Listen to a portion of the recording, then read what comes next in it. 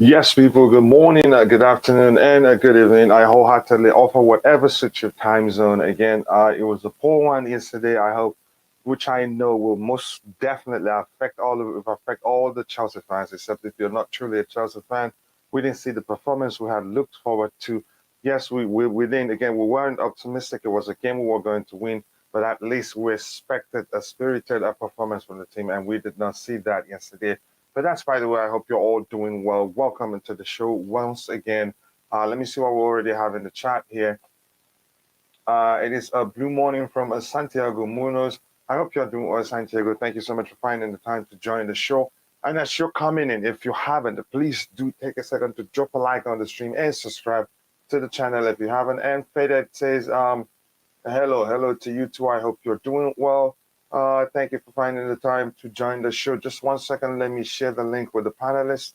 I will be with you in a bit. Please join me on the panel if you have time. Okay, let's go. Yes, as you're coming in, be sure to drop a like on the stream and subscribe to the channel if you haven't. That's Nightbot saying hello to the gentleman in the chat. Hey, what's up? What's up to you two? Diggs at BTW. I hope you're doing well.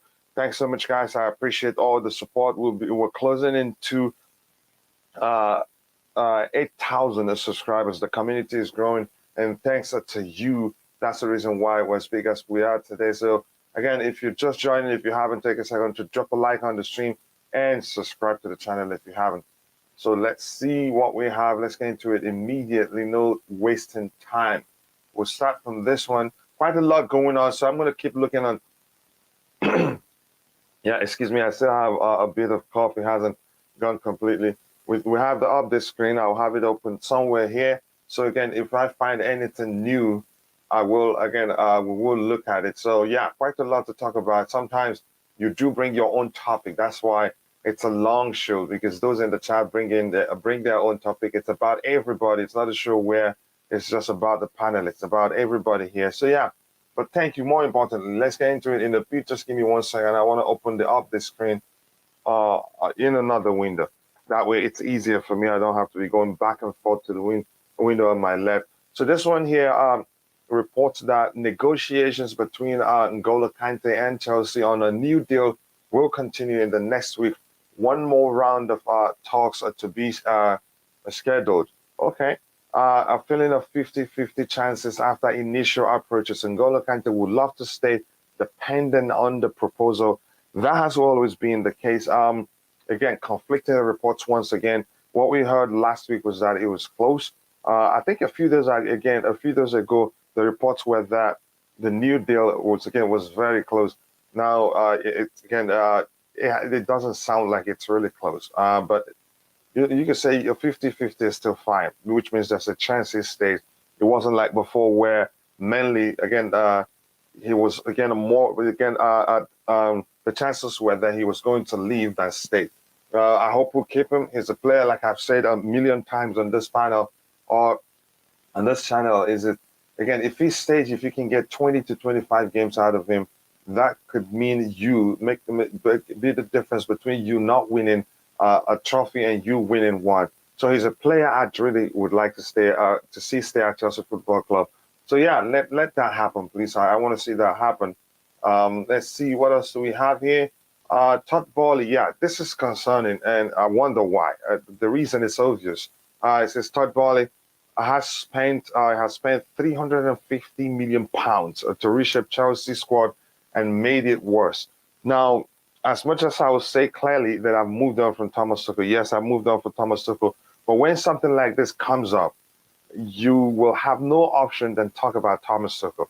That is because again, when he was let go and when he was fired, the manner at which it happened, we all couldn't believe it because it just doesn't make any sort of sense.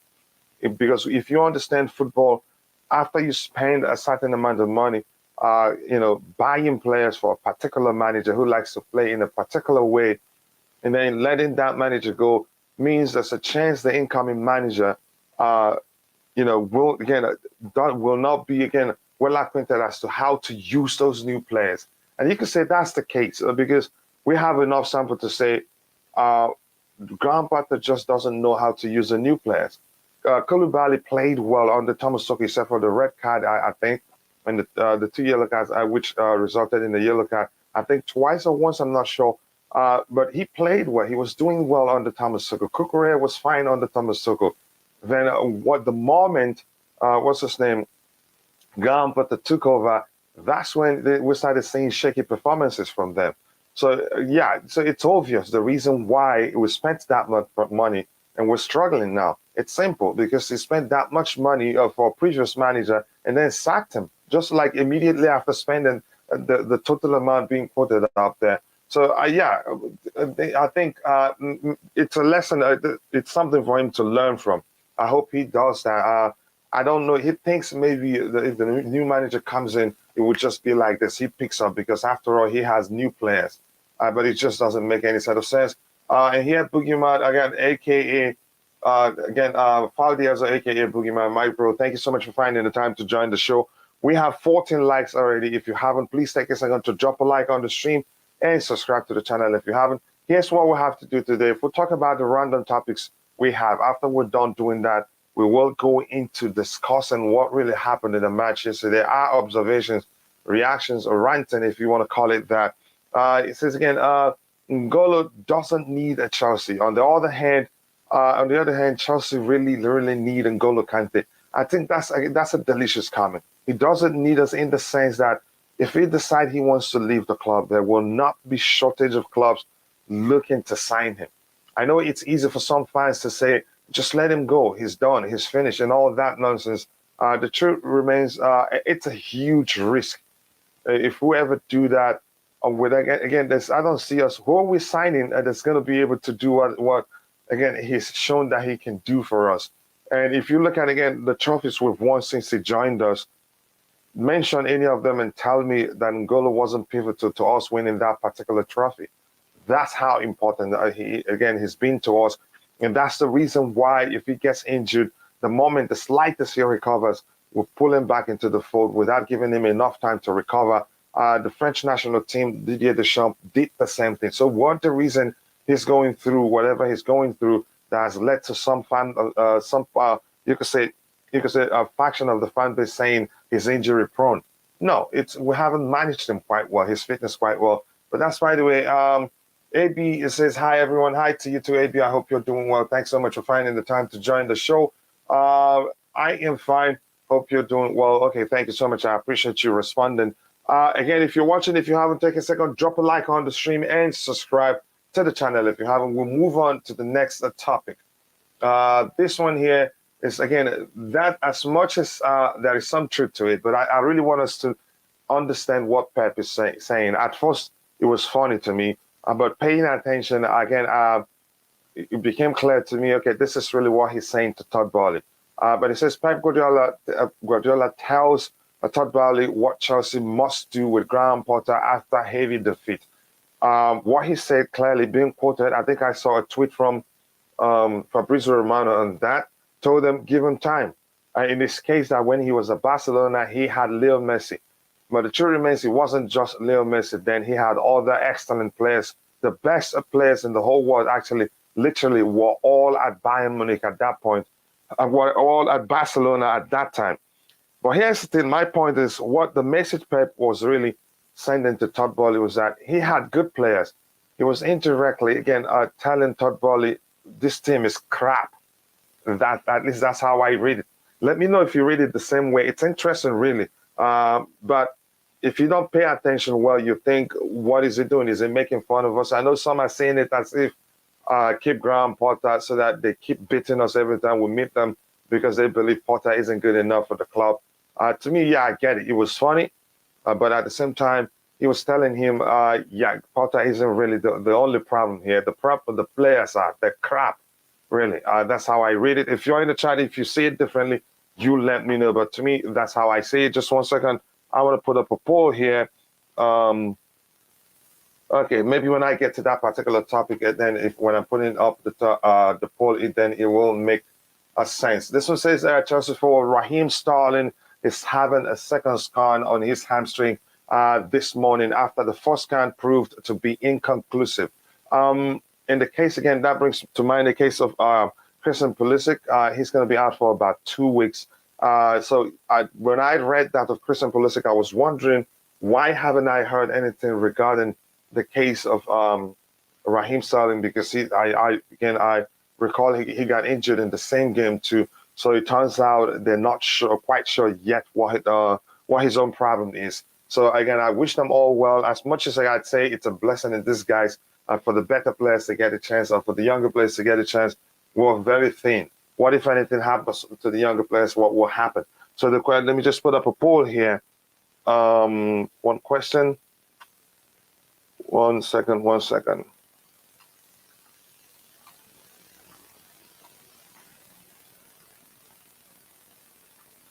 There you go. We have it up.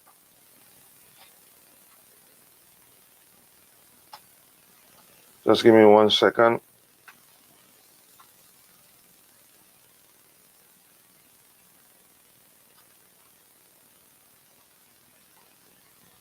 There you go. We have it. Okay. Thank you guys for your patience. Yeah. Let me see what else we have here. Pep again did this with Ole Gunnar Solskjaer. That's the former Manchester United player who later on became a coach there. Here's the thing. And I said something yesterday, even though, again, you could say after paying more attention, looking beyond the surface of what he said, Pep he's a manager that if after beating a team 10-0, again, if 10-0, he'd still say, give the manager time. Yeah, I get it. He said it, he said it for Solskjaer.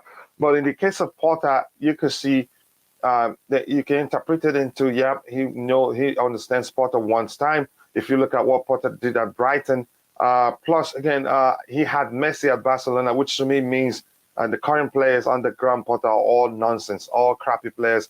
That's how I read it. If that makes any sort of sense to you. Watching, if you haven't, take a second to drop a like on the stream and subscribe to the channel. If you haven't, thank you. I appreciate all the support. Let's keep it going, people. We have 17 likes already, and we're 22 minutes into the show. That's not bad at all. 17 likes. I think, yeah, it's a good number when you have just 34 people watching. So let's keep it going up. This one brings to mind why I have the poll on. It asks the question: Real Madrid will look for a way out in the coming weeks for Eden Hazard. Hazard has not had any serious talks or formal proposal. Neither Chelsea, Newcastle United, nor any other team has seriously approached him about joining them. Here's the thing: in the case of Chelsea, I'm not sure if that's really the case because it's just, again, every time Madrid wins something, we hear in the news reports that we got a certain amount of money, a sizable fee, not just, again, a small fee. To me, as much as more people would say he's finished, I'd say bring him home. Honestly, given the logic that every time you have a problem, home is the first place. Again, have a problem wherever you're dwelling or living. Home is the first place that comes to mind where you feel like you can go again and, maybe hit the reset button and do well. I think if he comes back to Chelsea, I think he'd feel at home. I think he'd do well. But it looks like every time he wins something at Madrid, yeah, the Chelsea gets something sizable. So which means maybe the club prefers him staying at Madrid and winning stuff, and also getting again more money from Madrid. Maybe that's the case, and maybe not too sure about how well he'd do if he comes back to the club. But I'd say let's get him really. But that's right away. I move on from that one. Let me see what else we have in the chat. We don't have too many people, but I'm enjoying it. It makes my work easier here. Again, Faldieza says no. We have good players, but a really inexperienced coach. City beating us is not a surprise, but cannot go to City with this team and open up the way we did tactically. He has no idea. I have my reservations about him. I think tactically, yeah, you could say, yeah, let me just say it clearly. I think tactically, we have a serious problem. One thing I have come to terms to is that, if anything, what I believe is capable of doing for us is to help him again build a team that plays as a unit. Tactically, at this moment, from what I've seen, really, I can say I don't really trust him to be the guy again to get us to start playing as a unit, and after that, get us to start winning trophies. Because he doesn't react to situations as quickly as I should expect him to. Sometimes it takes him too much time. Sometimes again, he doesn't even do anything until very late in the game. Sometimes again, like so many people have accused him of, it just seems as if he's a bit biased in his with his selection. For instance, where I argue again the other game, not the one yesterday, the game before that, where we were playing really well. Where you could say at one point we played Man City, then Pep read the game, made effective changes, and the whole second half was so crappy. Again, but after the first 10, after in 5 to 6, 7 minutes into the second half, after the Pep made his changes, he should have realized that again his initial plan isn't working anymore and changed it, but he didn't. And again, Ty was on the panel here screaming that we're going to concede soon, given how badly we were playing at that point, and he still didn't do anything until we conceded. Before he made the changes, it was a bit too late. So he reacts to situations so late. And again, yeah, tactically, I'm concerned. Do I think he's capable of helping us build, again, a squad that plays as a unit? I think he can. But tactically, no, I don't trust him anymore. And again, I'm not for Potter out because I don't think that will happen this season. It would take some awful, lengthy performances for the club to say, you know what, we're done with you.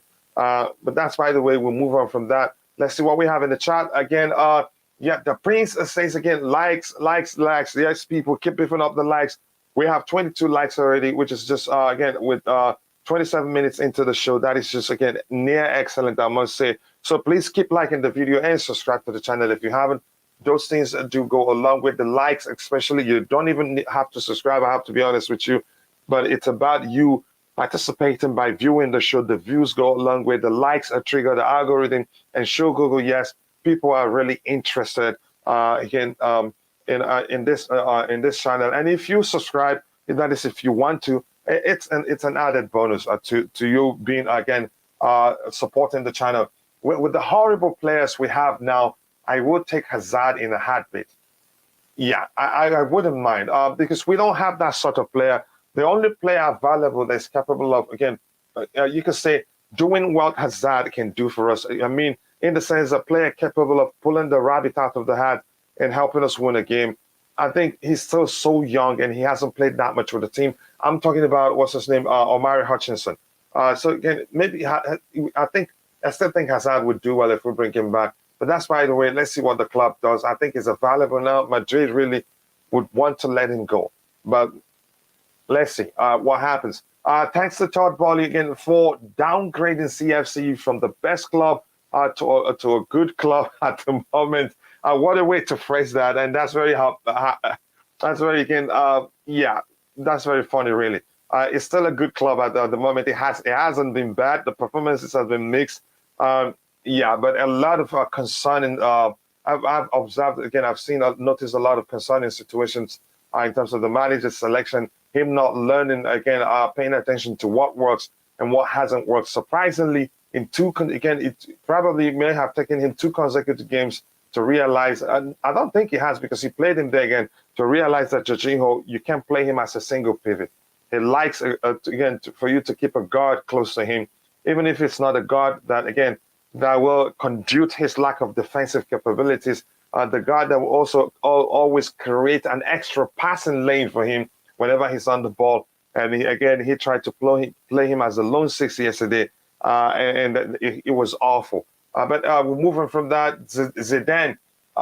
Here's the thing about Zidane. I'm being honest. As much as I loved him, he was one of my favorite players growing up as a player. But as a manager, I wouldn't go off of what he achieved at Madrid to say, yeah, he'd do well in the Premier League. I think tactically, if anything, again, one of the most important things I learned under Thomas Tuchel is that Zidane isn't really good tactically. He wasn't able to match Thomas Tuchel tactics for tactics. You could argue also that all the stuff he won then at Real Madrid was down to the players he had. He had one of the best squad in the world then. The Ronaldos, Benzemas, again, were all firing on all cylinders then. Casemiro was one of the best defensive midfielders then. Name them, all of them.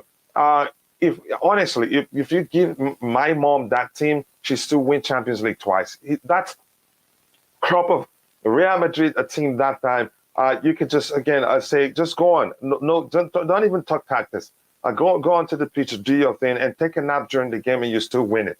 I don't trust him. That I'd rather Luis Enrique than Zidane. I think maybe he do, but you have to change quite a lot in the team for him to do well with the team we have. He's not that type of manager that will come in. Let's say at the time Thomas Tuchel became our manager and have those crop of players and still do well with them.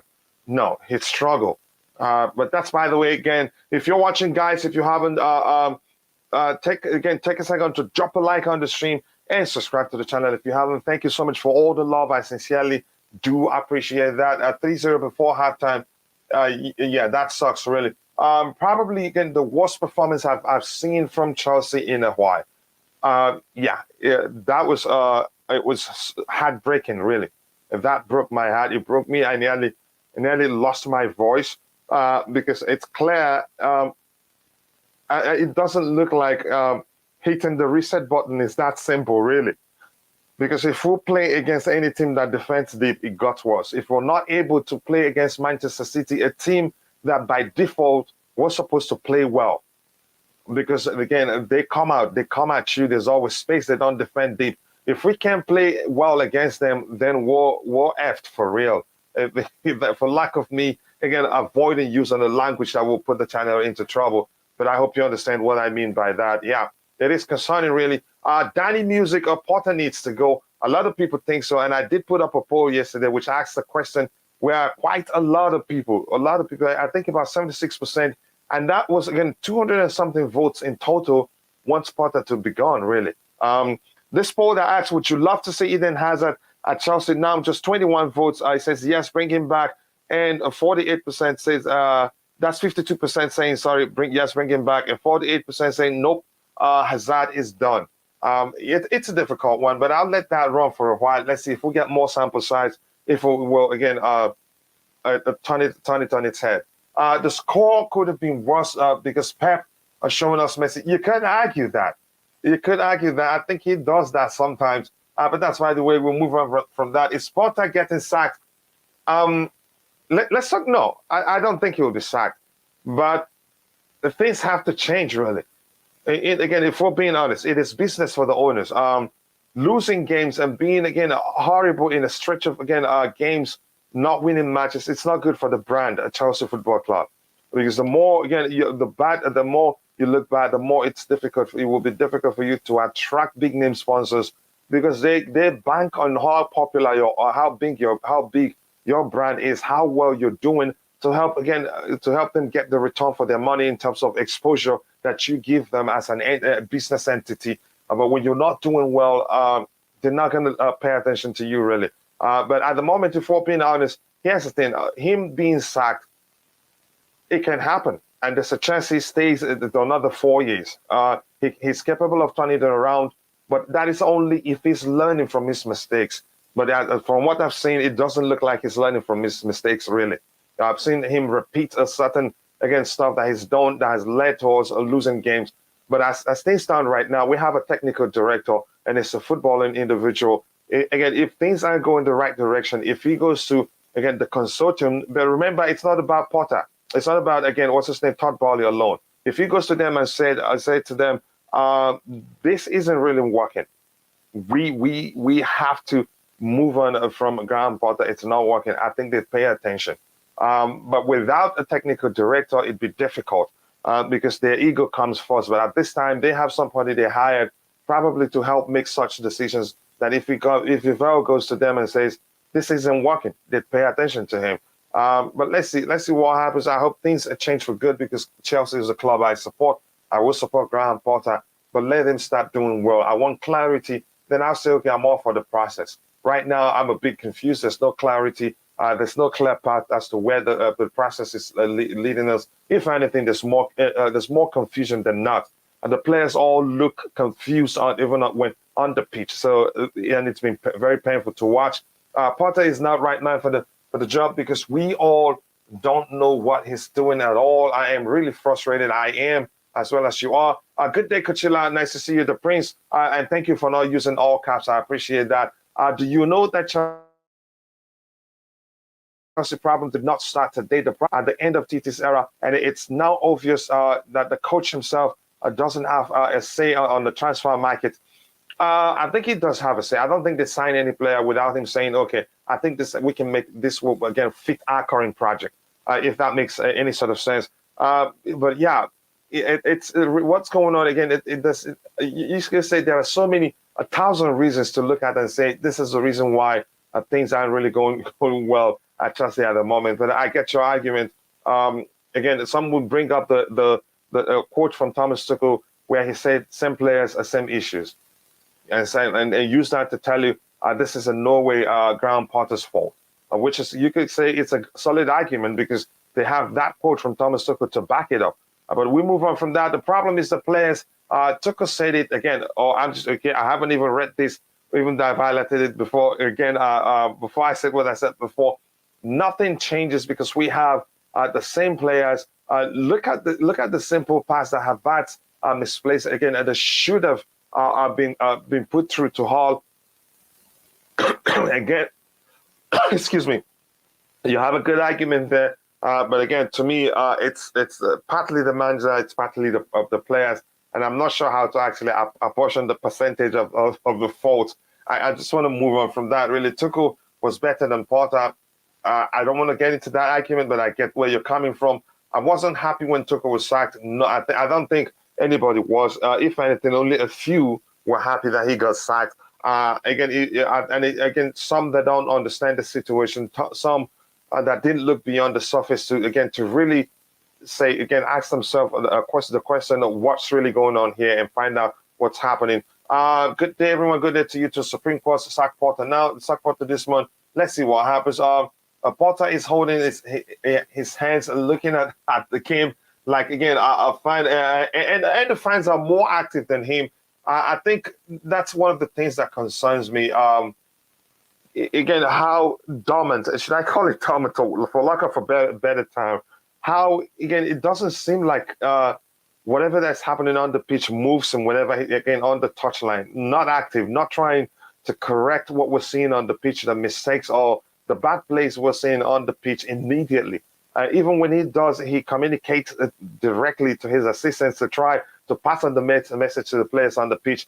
That's really concerning to me. Again, people will have 52 people watching, and we have again 31 likes. We should be doing better than that.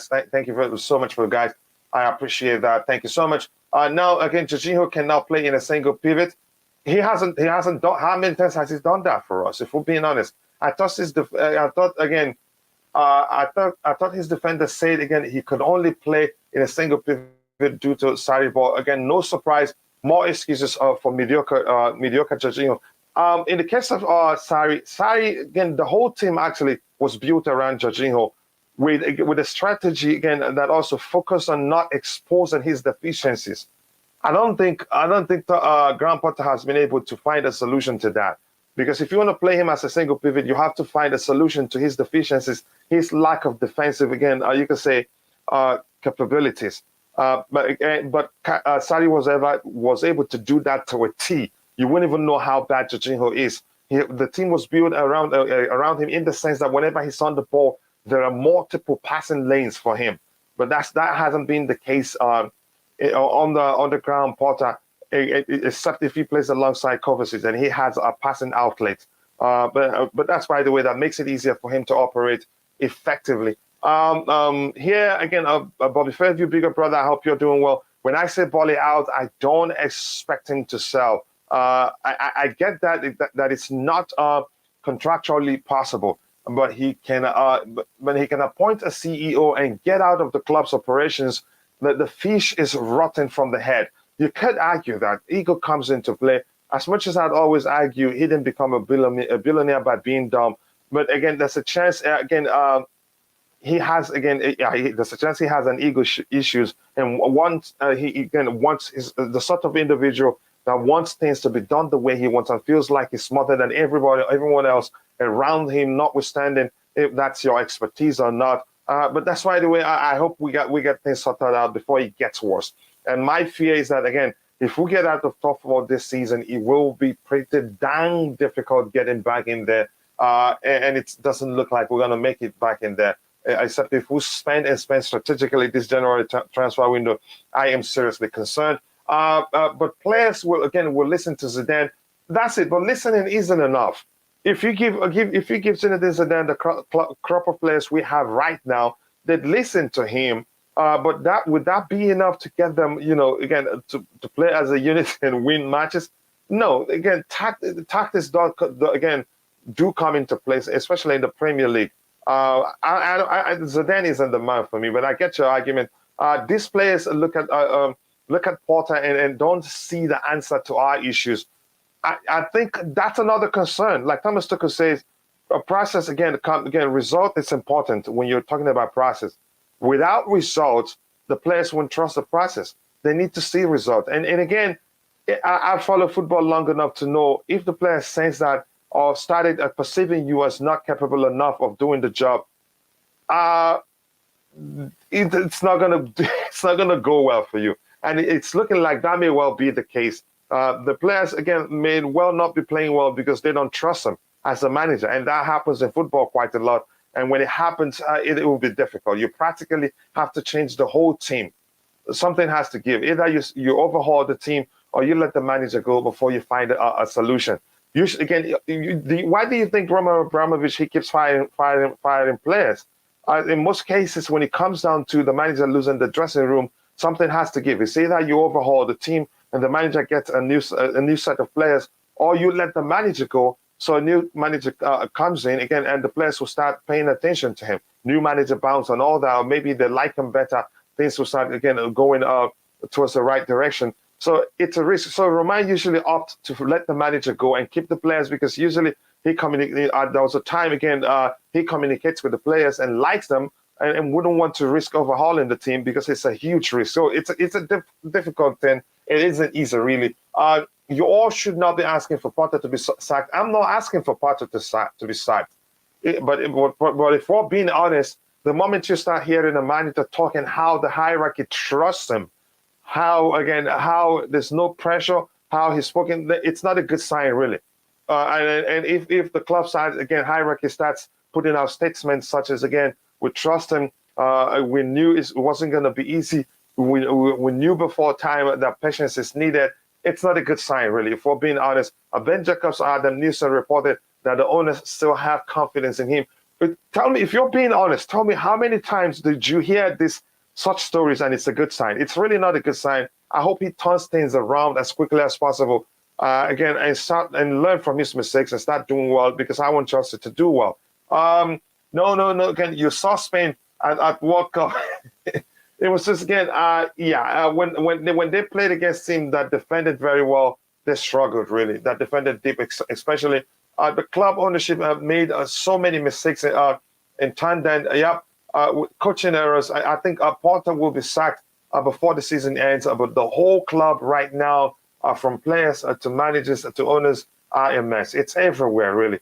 The long-term future, I believe, will be fine, but the short-term future is where really again, the immediate future is where I'm concerned. So I'm going to scroll past, again, quite a lot of stuff we have in the chat to get to the very bottom.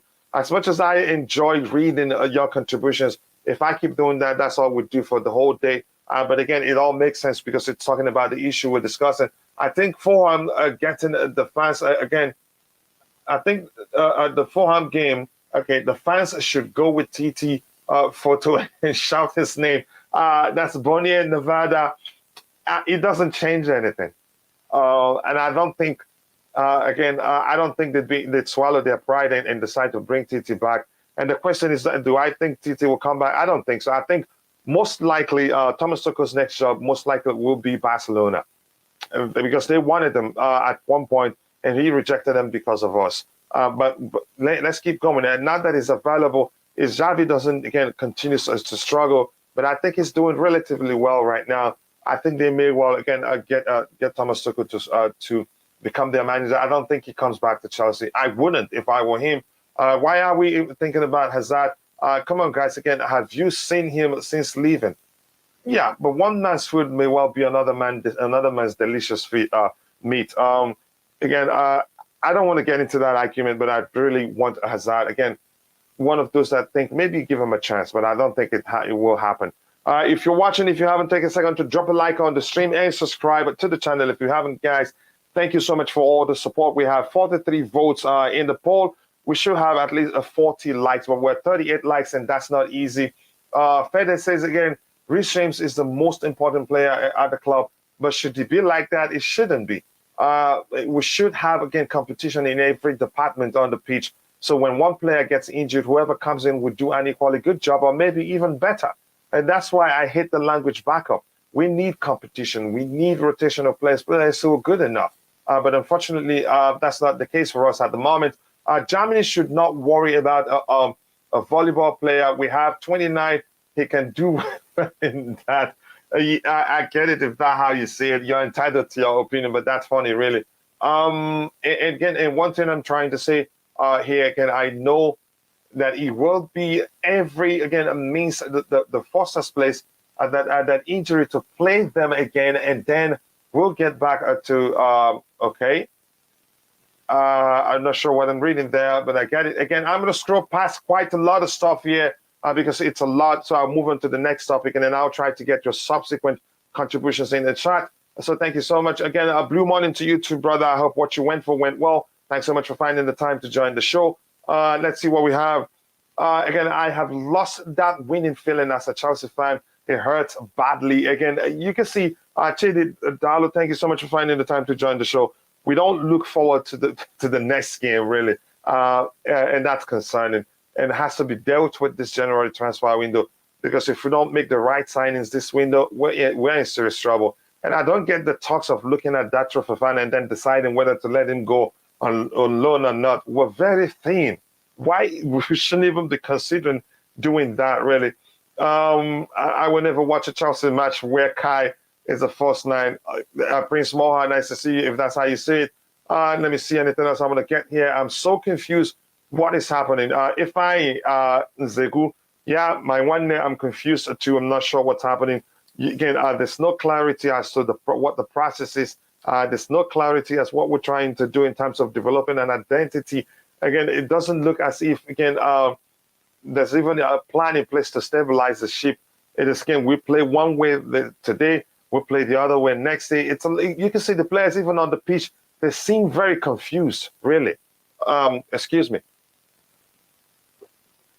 It just seems as if you're watching primary school players play on the pitch without, again, no sort of, you can say, organization on the pitch. That scared the heck out of me. Mourinho sacked twice. Again, move on. This thing, TT thing, again, he's gone. Forget him. Tuchel is gone. I know. I've moved on. But the truth remains, the sacking remains the elephant in the room. No matter how you want to, again, avoid talking about it, as long as we're not doing well, people will still bring it up. It's as simple as that. Let's see, again, comment again. Tell me what correcting about these players cannot, again, defending these players. I'm not defending the players anymore. Again, Tuchel cannot have these players, and now Potter. We really look like, again, Man United last season. Man United were actually better last season in terms of what we're seeing. I'm not defending the players, but these players don't look like a player, like Liam said yesterday, like players that are coached to any certain measure. It's so much confusion that, again, I'm not sure what to say really anymore. I have to move on from that. Yes, again, the captain is in the house. If you're watching, if you haven't taken a second to drop a like on the stream, we're at 42 likes right now. But believe me, I know we should be doing better than that, because we have 48 votes in the poll, again, which asks the question, would you love it to see Eden Hazard at Chelsea, back at Chelsea? 46% says yes, bring him back. 54 says no, he is done. It keeps fluctuating, but I think I'll shut it down in a bit. Yes, if you haven't, drop a like on the stream and subscribe to the channel. If you haven't, thank you so much to all the support. I appreciate that. The funniest thing is Mount wants a pay rise. He can jog on. Sicilian, the fans are like your name. Again, I don't want to get into the Mount argument, but I get what you're coming from. He played in a single pivot against Bournemouth, and you guys praise him. I did praise him against Bournemouth. So stop saying you guys. You have to be specific. No more excuses. Even you you know he isn't good enough, or will you hype his world class again through ball to mid air? No, no. He has his issues, and in underground Potter, it looks like he's gotten worse. It doesn't look like Potter knows how to again has found a way to mask Jorginho's deficiencies. So he's better off not playing really. If anything, Potter tries to change things around, he gets worse. Potter is way out of his depth, but is another new manager the solution? I don't know. That's why I'm saying I'm not for Potter out. Sacking him now makes the situation worse. But I think the focus should be stabilizing the ship and not change too much. At least from his own perspective, it looks like the more he tries to change anything, the worse he gets. We know, again, arrogant Boehly will not get on his knees and beg TT to come back. Mourinho 3.0 could work. I think Mourinho may well come back to the club, really. Mourinho may well come to the club because the truth remains, Mourinho isn't the one to come and try to be too fancy about the changes he makes. He takes it gradual. If the case again, these players are too young, he finds a solution first. Don't concede at all. But I'm not going to go into that. I know you know exactly what you're talking about. First, Tuchel lost at the dressing room before even getting sacked. Okay, I don't want to get into that. So I'm going to scroll to the very bottom. Apologies if I scroll past any of your comments.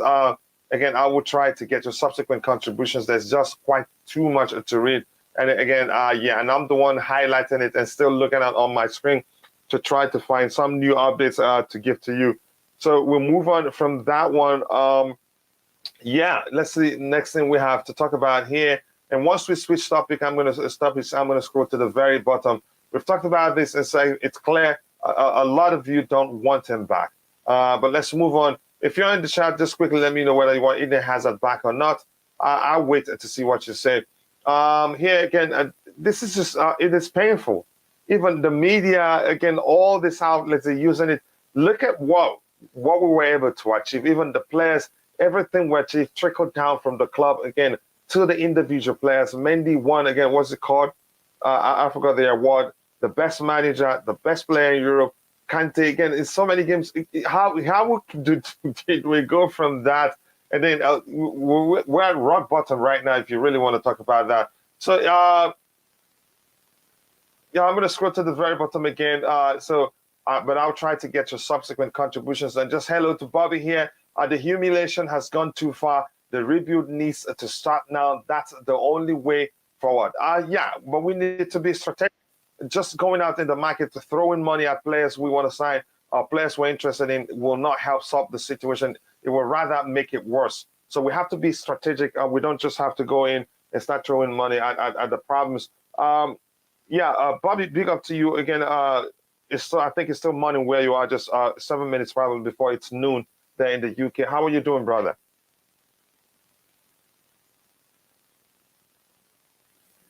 Yeah, it looks like you have an audio issue because I can't hear you, and I'm looking at your microphone there. It's not muted. I can't hear you, so you may well have to go out and come back in. I'm worried again. That's somehow concerning about the players. I'm concerned about all of them. Anyone know who? I don't know. You've asked that question, yes, but I get what you're saying. Boehly again likes the Liverpool model so much. Then again, copy it and quit the showboating. Maybe that's what it is. He wants to, I don't know, to become a football powerhouse. Maybe, I don't know. We all know again that these players are not good. Yeah, we know that. We know that. But does it look like the manager knows what he's doing?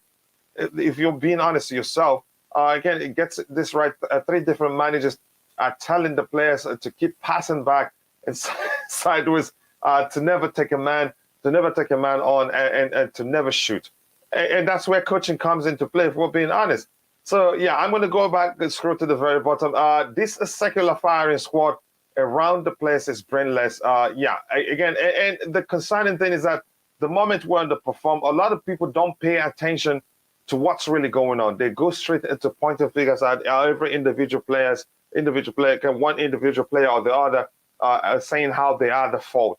I get it. We don't have the best squad in the league, but we don't have the worst squad either. We should, again, to be honest, we should be doing way better than we're doing. That's my concern. And that's not me saying the players are the best in the world, if that makes any sort of sense to you. Come on, we see the game after game, and you guys are demanding new managers. I'm not demanding for a new manager. You're putting word in my mouth here, Bruskits. You know I love you. What I'm saying is that as much as we don't have the best team, the best squad in the league, we don't have the worst either. We should be doing better than we're doing. Look at the squad and tell me again. I don't know if I know you get my point quite clearly, but you have your own point that you want to make. A Premier League match, Kepa mistakes. The last match, Kepa doing good, but City as a team doing better. Yeah, I agree with you, but we should be doing better. The last time we lost to them, the two previous, again, you could say the game before the other one, we played way better than they did. Even Lewis Hall played in that game, and to me was the man of the match, if you ask me. Yeah, again, no Hazard, again, not back. No Hazard, again, haven't we enough problems in the medics already? Yeah, he may well come back and still begin again go back to on the treatment table. We're happy losing. We're seeing as if it's a normal thing. Yeah, exactly. It's nothing normal about that. We didn't even see a fight. That's the thing. So that shows you something. It's gone beyond from even these players. Even some again, we've seen them play before with fight. We see them play, even though they're not the best players in the squad. We see them play and play like they want to win, let alone that they're not doing enough to win, or let alone they're not good enough to win. But we're starting to see there's no spirit, no fighting spirit. Derbies, for instance, the game against Arsenal didn't even look like a derby from our own perspective. A lot is wrong. And at Arteta, even as they were winning 1-0, was still very active on the touchline, and our manager was seated.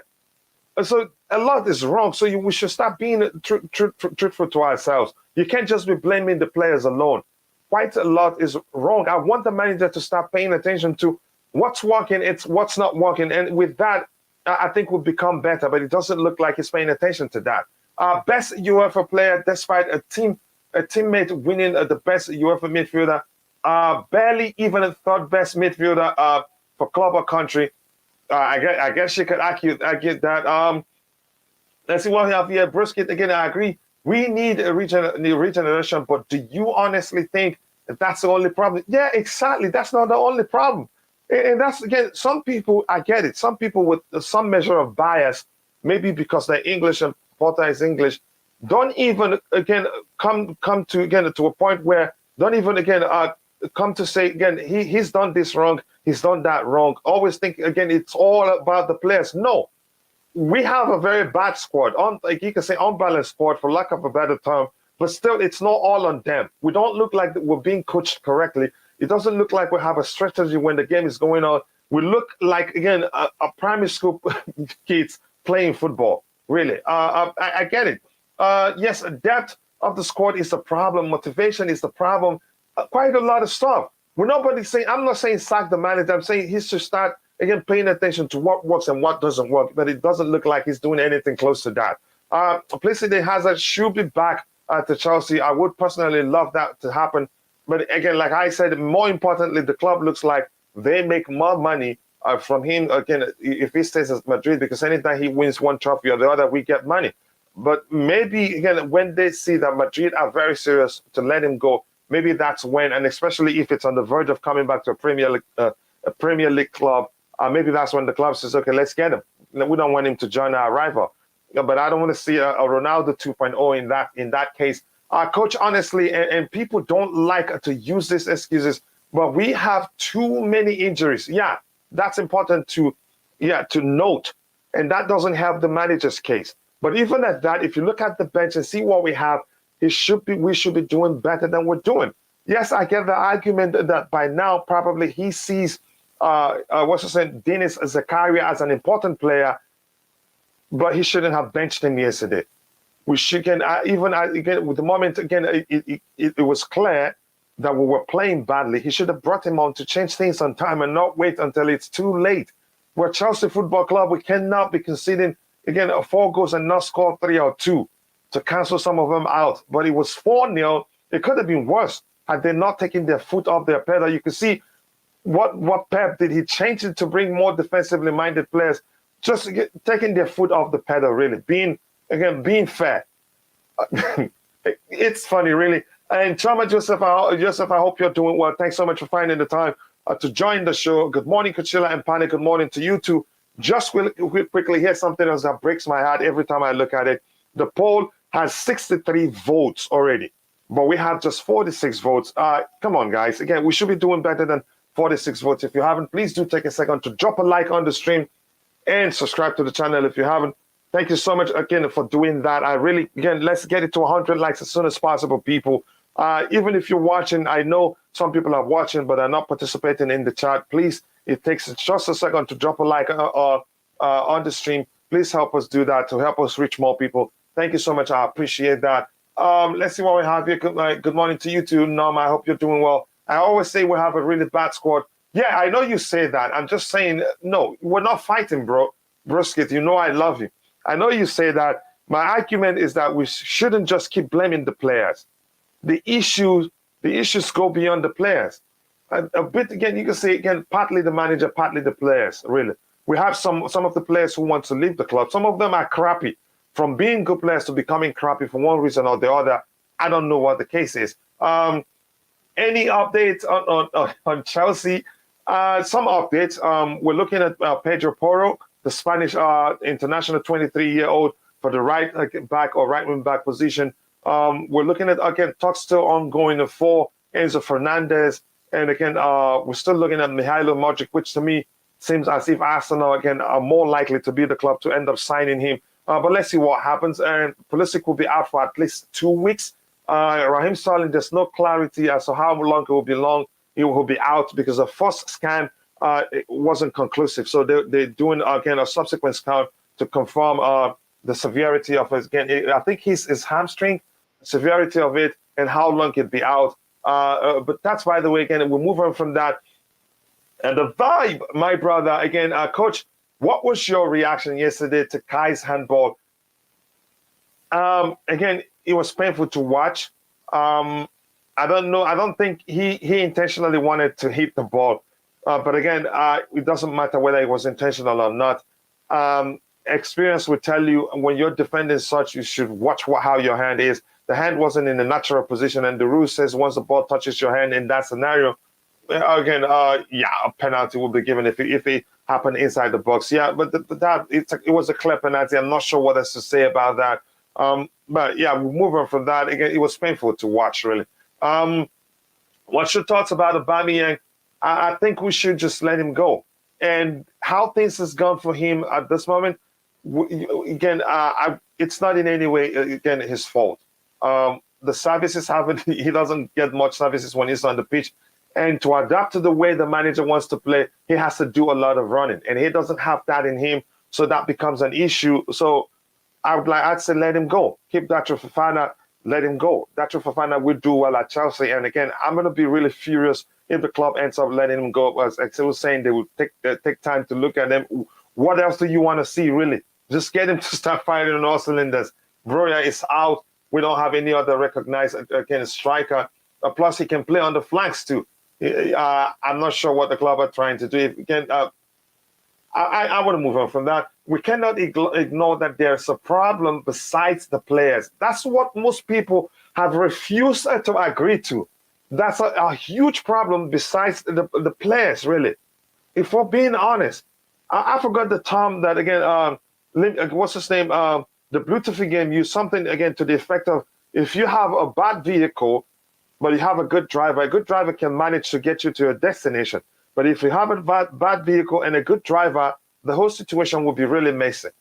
Messy, if we're being honest. Again, Pep, the merciful, he was really merciful, if we're being honest. Coach, again, you know where I stand with captain, with certain players. But if Potter wants his job, he knows who he must bench or rest it, because they will cost him his job. It's as simple as that. If you like him, tell him that. You don't start starting players again and get it. I'm furious right now. I'm going to move on from that. Coach Pulisic made out of glass. I feel sorry again for him, but this league is not for him. I don't think that's the argument. If you look at the incident, really, that's actually capable of sometimes. It depends on how hard you want to hit the ball before it hits the person's leg. It's capable of you, again, leading to you breaking your leg, if you're being honest. Yeah. Says again, let me see what you again. Did you see the video where Potter said, I haven't. If you can send it to me, I'd like to see it. When seeing the Havertz handball, yeah, what was that really? I think that shouldn't happen in the first place from Hazard. Well, we went from world-class manager to mid-tier manager. And the future I see is us not winning any trophies like Man United. Let's see what happens. Do you prefer Alba or Havertz? I'd rather us keep Havertz. Havertz provides more than just playing as number 9. Remember, we're playing him as number 9 because probably because Alba wasn't on the bench. It looks like he had a knock or something. I'm not sure what the case was. But let's see what happens. The management have to do something very soon, immediately, so we can start doing well. Emperor, I'll get you in a bit. I'd like to see Marcus Thuram brought into the club. We have some tough competition to get him. Yeah, it's not easy. He lives on a free again in the summer or in June. I don't know what date precisely. But let's see what happens. Potter sees Zakaria and Chukwuemeka. Ball out versus Man City, and and didn't even start Chukwuemeka in this particular game, and then proceeding to bench them for 2 players who stunk up the place against Forest. He's part of the problem. Thank you for saying that. That's what I'm saying. Maybe the better phrase to use is that Potter is part of the problem. They need to give Alba a chance again, for he is better for anything concerning goal scoring. Prove it again. And where's the service going to come from? We don't have players who provide him with the service he needs to score goals. If Nkunku isn't an upgrade to Havertz, that guy is not serious. Nkunku, Havertz are 2 different profile players. They play in different positions. So yeah, I wouldn't go to the length of saying Nkunku will replace Havertz. So coach, again, Palace wanted to give us 25 million plus pounds for Gallagher, and we rejected it. Now I don't know how much we can get. That's concerning to me. Quickly, Emperor, how are you doing, brother? I hope you're doing well. Hi, Coach. I'm good, and you? How are you? Yeah, I can't complain except for the loss yesterday, but we'll get to that in a bit. We're still talking about transfers and some news updates here. But anything else? Is there anything you've heard me speak about that you want to talk about? Oh no. I just came in here to just say we are 4 games in. So out of the 10 that I said, Potter has 10 games. So we are 4 games in. And you're laughing, right? It's funny now. No, the thing is, as a Chelsea fan right now, the only thing is to laugh, because if you take it seriously, you're gonna lose your head. Because right now we in the middle of the players not making sense, the coach not making sense, and it's gonna hurt. It's still peak. Like it's gonna get to levels where it's gonna get toxic and stuff like that, especially after a couple of games in. And I think already Chelsea fans who are used to winning, yes, I love that for us, for everyone. But right now we are going into the RIP process model. Oh my gosh. which Chelsea fans don't even know the definition of it. So I understand how we are. And yeah, man, we used to have a brilliant team from days when, but now we need to move forward. And right now, the sooner every transfer window is very crucial for Chelsea. I could say that. Fix the problems. You see the problems, fix them. Our scouting team, my guy, you can't be playing with Jorginho in 2022, bruv. He saw what happened. And Zakaria, who's not fully fit, you can see it in the way he plays. Like, he still needs a lot of game times. But he's better. Like, why bench him, Potter? Like, that's on you. How can you put on a good midfield against City one game and then decide to do the opposite the following game? Like, it's just suicidal. So we have a right back problem. We are not linked to anyone. I think that's a huge problem. Right now, for being honest, I think probably late yesterday, the rumors that we're looking at Pedro Porro, the Spanish international that plays for Sporting CP. I haven't seen those, but we need to solve that immediately. Someone who as good as Reece James. So when he gets knocked out, or because we can say it now, he's injury prone, because it's all because of us. It's not Reece James. It's all because of us. He's going through the Kante system where we overuse a player because he's the only good player that we have. And to see Thiago Silva, another 38-year-old legend, GOAT of the game, Mm, without him, we just shambles. That's yeah, man. That's the level at which Chelsea are, and another couple of games now. Fulham, we need to win that one just to. And I read somewhere that in the Prem you need like something like 35 points to not get relegated. So mm. I was like, I think we might get those. But yeah, it's Yeah, very because we're peak for not us. there yet. Yeah, I think we're 10 points off off of that mark.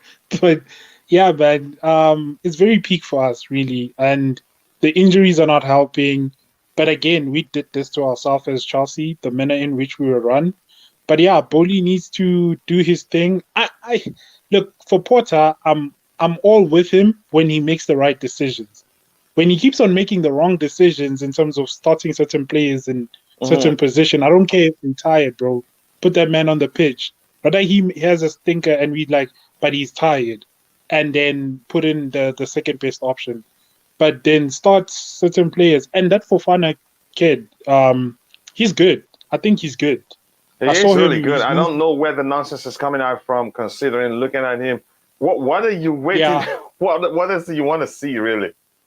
Yeah, but go ahead. yeah, yeah. I think he's good. The problem is right now it's hard for us as Chelsea fans to see a good player amongst all this what's going on.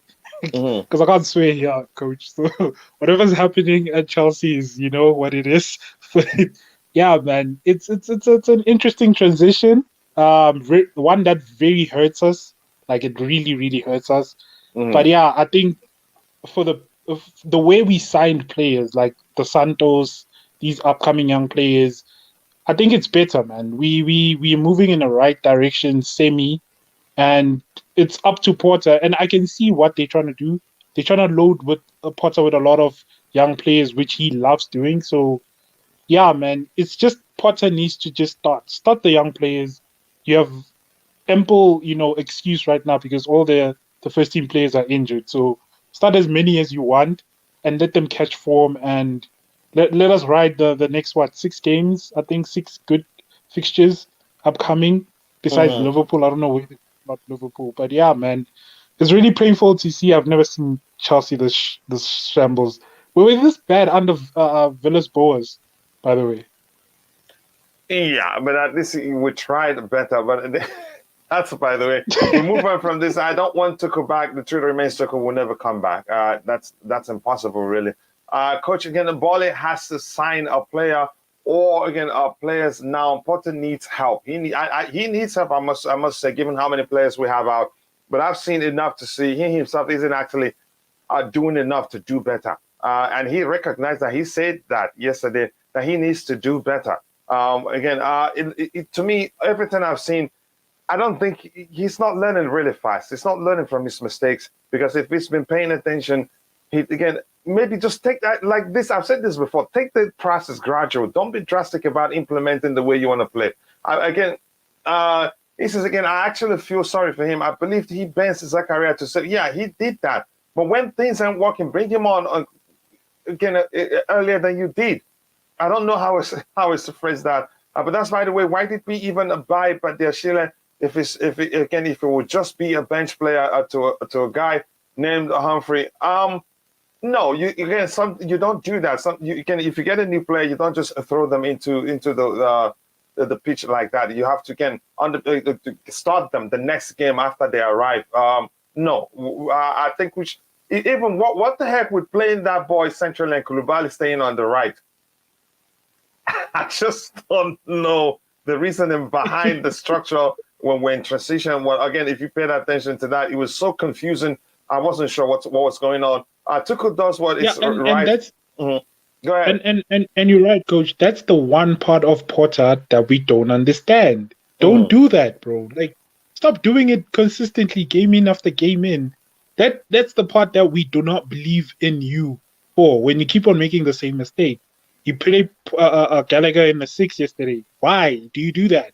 Like, he's shit there. Like, why do you keep on doing it over and over again? So Hmm. those things they kind of frustrating for us fans when we keep on seeing the same thing and you like you're not learning quick enough, like you said, coach. So, but yeah, Yeah, my Chelsea conceded 4 goals with no fight back of, again, returning the goal. It really hurts. Even after the changes, it doesn't look like anything was going to happen for us.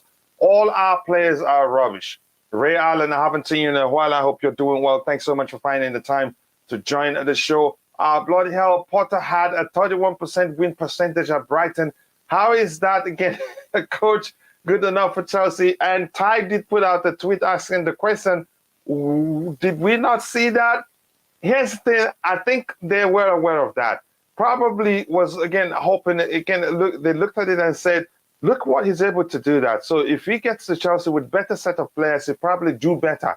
So they saw him as a potential that needs the tool to get even better, or to reach, and he needs a good tool to reach his potential, which is as what as that of Chelsea Football Club. That was why they were pretty sure.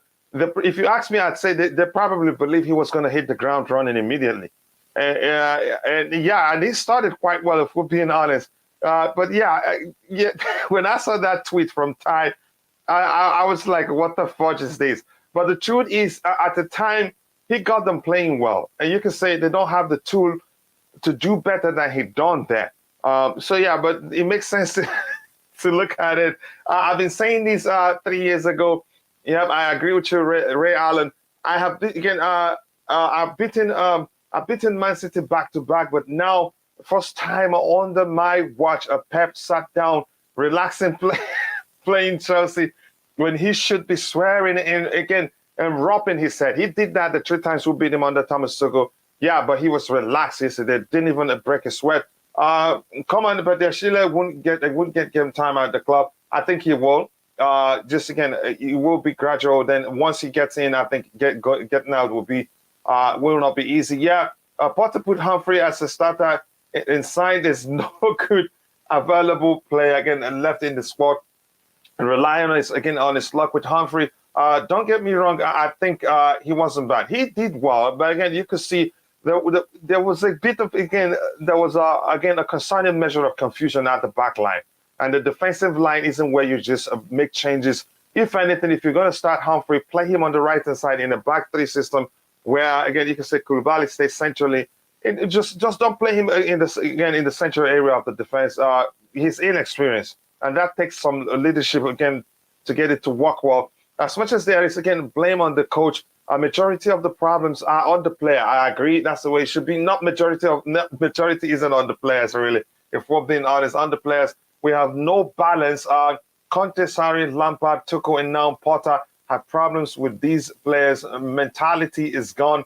You could argue that's the part I like the most. Patrick says again, I prefer Alba playing in the game. What is needed is to be given much time in the game. Not much time. If you can't create the chances for him, why bring him on? It doesn't make any sort of sense.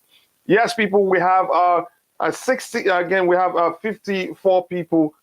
Yeah, we have 54 likes and about 54 people watching. So if you haven't taken a second, drop a like on the stream and subscribe to the channel if you haven't. Thank you for all the love. I appreciate that. Coach, the reason I will back Potter because he actually had fans thinking that, that Welbeck could make England, make the England team last season. Okay, he has a good history of helping players who are not doing well to, put their career back on track. He's done that with a drunk, a non-drunk. And some of the stories, if you check it out there, you'd see it. But that's a different thing plus from getting us a team like Chelsea Football Club winning as they're doing as well as they should be doing and winning trophies. That's a different thing altogether. Check out Chalova's post-match comments on the Chelsea side. He said the game was done at 3-0. That was the first half. Their heads were gone in second half. No mentality from the top down problem. That's an issue, really. If Chalobah said that, he shouldn't. I get it doesn't. He hasn't learned that he should. Even haven't we seen teams come back from being 3-0 down and end up winning it? So if he's saying that, the mentality is a huge problem too. That needs to be changed. And again, it comes. Yeah, go ahead. Yeah, but then with that, with what Chablova said, right? When you're in the field, and you look around for inspiration. Back then, if we were 3-0 down, we look around for inspiration like Hazard, do your thing, Lampard, do your thing. Like there's more on the pitch that will get us through the line. But when you look on the pitch yesterday, in the City game, we're Mhm. like, who's gonna do something? Who's gonna ruffle the feathers? Well, I saw a little bit from Fofana, but it's not something you can write home about. But like he understands that it's a thing when we had Rudiger, right? It was Mhm. a fight. Every game, no matter how bad we were, it was a fight. Yeah, you He was still see that ruffling spirited performance from him. He never sulks. exactly. So you had that in Rudiger. Thiago Silva wouldn't let you make a mistake. He'll do exactly the same thing. And up front, yeah, it was a coin toss in terms of who wants to finish their dinner in that game. But Timo Werner, for the lack of a better player, would actually put in the performance, make the runs, never give up. And to a certain extent, it just showed a little bit of fight. But right now, you're like, Ziyech is going to do that for you? Pulisic is gonna Pulisic wasn't there, but like Ziyech, Gallagher, Ziyech Mount, looked like he who doesn't want to can be there at one point, really. exactly. He's always been like that at Chelsea. I can't lie. Like his performances yeah, man, they've been underwhelming for a long time. So certain players just Potter needs to do what I was yelling at Tuchel for doing or for not doing. Pick your players and move forward. The rest, just forget about them. Fill in gaps and tell Bowley, bro, I'm filling a gap until you buy a certain player. And this is the profile of player. This is what Mhm. he needs to do. And if the more we start doing this, the better Chelsea are going to be for the long run because the first step is done. The Surrey players are gone. Maybe Jorginho is the last one, I think. And we slowly, getting rid of the other players from Lampard's era, etc., etc. That don't work. Like keep the players that need to be here and let the others go. And with with with the defender that we started, yeah, man, he had a horrible game, but I don't blame him. Like your Yeah, first senior Chelsea appearance against City, nah, that was brutal. That was yeah. brutal from Potter. Yeah, I think I don't know what else to say. Look at again this comparing to that comment. Just yesterday, Roma were down 2-0 until the 87th minute. Then they got a goal followed by an equalizer by Tammy Abraham. Yes, again I saw that. It is the manager's job to energize the player, to motivate them. Because these players don't look motivated. Everything you can say, there are a million excuses that you can come up with as to why we're not playing well. Again, the selection again always an issue under him. The selection again, the players don't look motivated. The players again on occasions you see them severally move the ball back when they should have progressed the ball. Thomas Tuchel will break the screen of any TV close to him again, or break what he has in his hand. If he was the manager and on the touchline and saw that happen one time, he would scream the life out of you. So again, everything. Some say again the reason probably because it's not again that vocal in the touchline. Coach, one day can we have a serious discussion about Mount and Harvard? Me personally, Coach, one has to start and one bench again. Both of them cannot play together again. It's he will cost Potter his job. Here's the thing: he's the one making the selection. If he ends up selecting players that cost him again that cause him to lose his job, that's his own cup of tea. I don't want a sip of it. Really, I'm really not happy right now. We should have lost by Sarri's numbers yesterday, or even worse. We only lost four because City they took their foot off the gas. It was pathetic performance from the manager to the players on the pitch. But unfortunately, some people think it was just on the players, and I don't think that's the case. It's partly the manager, partly the players. And I don't want to give you the portion of percentage, and I'm a portion into the manager. I'm just going to leave it at that because I don't want that argument. Excuse me. I'm seriously enough for that argument right now. Silva Koulibaly is 40, bro. Both need a rest. Yeah, again, but here's the thing. What did we learn yesterday? The importance of Thiago Silva also. Because even though he's playing again he's a defender, he still impacts the way every other player on the pitch plays from deep the defensive line. That shows you how important it is for us. So I wouldn't. Again, I'm okay with him not starting yesterday. Rest him so he starts the next game, which is a Premier League game. And as much as I didn't want us to continue in the cup game, I wanted us to prioritize the Premier League, and I think Potter did that to a certain extent. But I expected him to react to the situation, how badly we're playing. He didn't do that on time.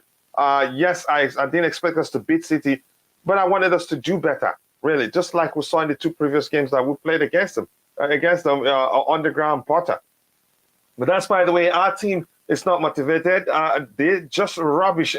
Get them all out. Maybe that's how you see it. I wouldn't, like I said, there's a million reasons that one can bring up as to why we're playing that badly, earning so much money again, and not showing again any sort of effort on the pitch. That's I think they should go. I just wish it would be easy to just tell the whole players, all of you, go and bring in new ones. But the truth is, it's never that simple.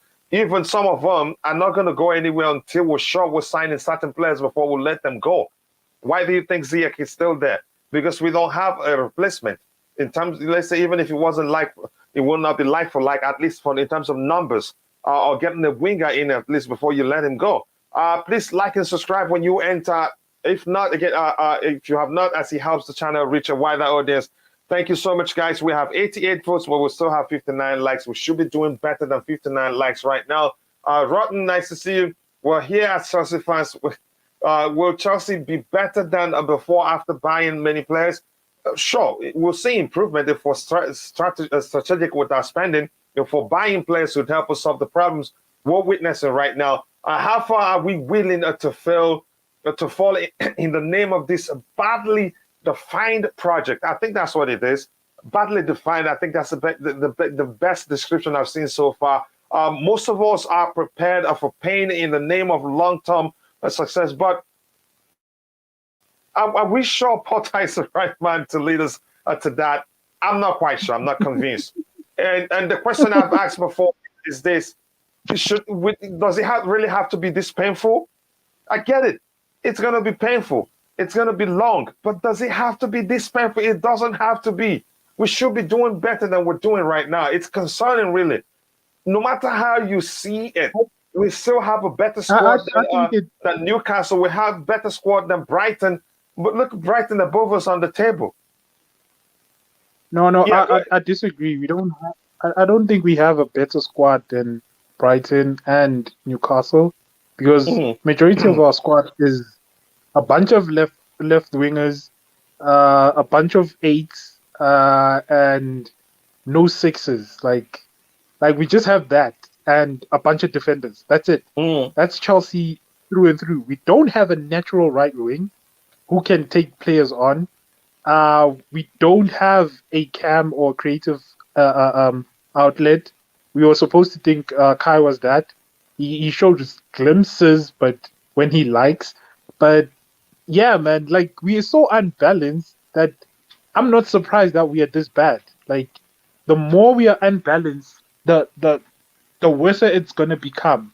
Like, the fact that Chelsea right now are looking at defenders instead of a CDM pisses me off. Like, get it done. A right wing, we need that. Get it done. Who can actually take the ball to the bar line and beat their man? If you look at all of the teams that are above us, all of their wingers, they can actually go 1v1 and beat a man. Which Chelsea player can... When was the last time you seen a Chelsea player beat a man, go to the bar line and put in a nice cross? But it doesn't even have to be a nice cross. Just put in a cross. Like, it's really frustrating. And people are like, oh, Nkunku's gonna back goals. Bro, if Nkunku comes here and he sees the same mess and we're still in the same mess, he's gonna be the same as any other attacker we've been having. Same as Fofana. Like, fix the mess first. You can't. I know, like, certain players need to leave, but buy a CDM, bro. Like, you need to be at the top of the list. So we start playing more progressive football, and knowing that when our attackers attack, they can fully commit without necessarily having, the ideas of defending, etc., and playing the ball, passing the ball backwards. But yeah, man, the teams above us, they all have better squads than us. We just have a bunch of names. and price tags. That's it. There's no mentality in the players. There's no consistency. They're constantly injured. I don't know. We're worse. Like it's still gonna get worse, coach. Like because of the players that we have. Mhm. But yes, Potter needs to make the pain a bit, sustainable. Like Yeah, give we us some shouldn't die. We medicine. shouldn't die in the process. Or let me just Yeah, rephrase this. Let me say maybe again we have some players who again you can say are better than some of at least on paper we should be doing better than Newcastle United. But give them credit to where how again how we don't. You know what? We don't have a better squad than them. Let's just phrase it there because you can't say we have a better squad than them. And they are. You look where they are at the table. They're title contenders by right if we're being honest. So yeah, apologies for saying we have a better squad than them. We don't. Again, I'm a fan since 1970. I'm a fan since the 70 Cup final and has seen a lot of ups and downs at the club. And anyone thinks that again, it's just the players are wrong, then has on that's on them. Whose job is it to motivate the player? It is the manager. Again, the players are not the best, but yet it doesn't look like from from a managerial perspective that we're doing well. Coach, until Boehly signs first team players, we will be complaining all the issues are he's doing it. So again, he needs to spend now. It's as simple as that. Again, no, I guess you're saying no. Newcastle has a better squad. I think that's the right argument, really. Again, apologies to them for disrespecting them, really. On paper, you can argue, again, we're supposed to have a better squad to them, but we're seeing otherwise we don't. But that doesn't mean what we're seeing happening to us right now.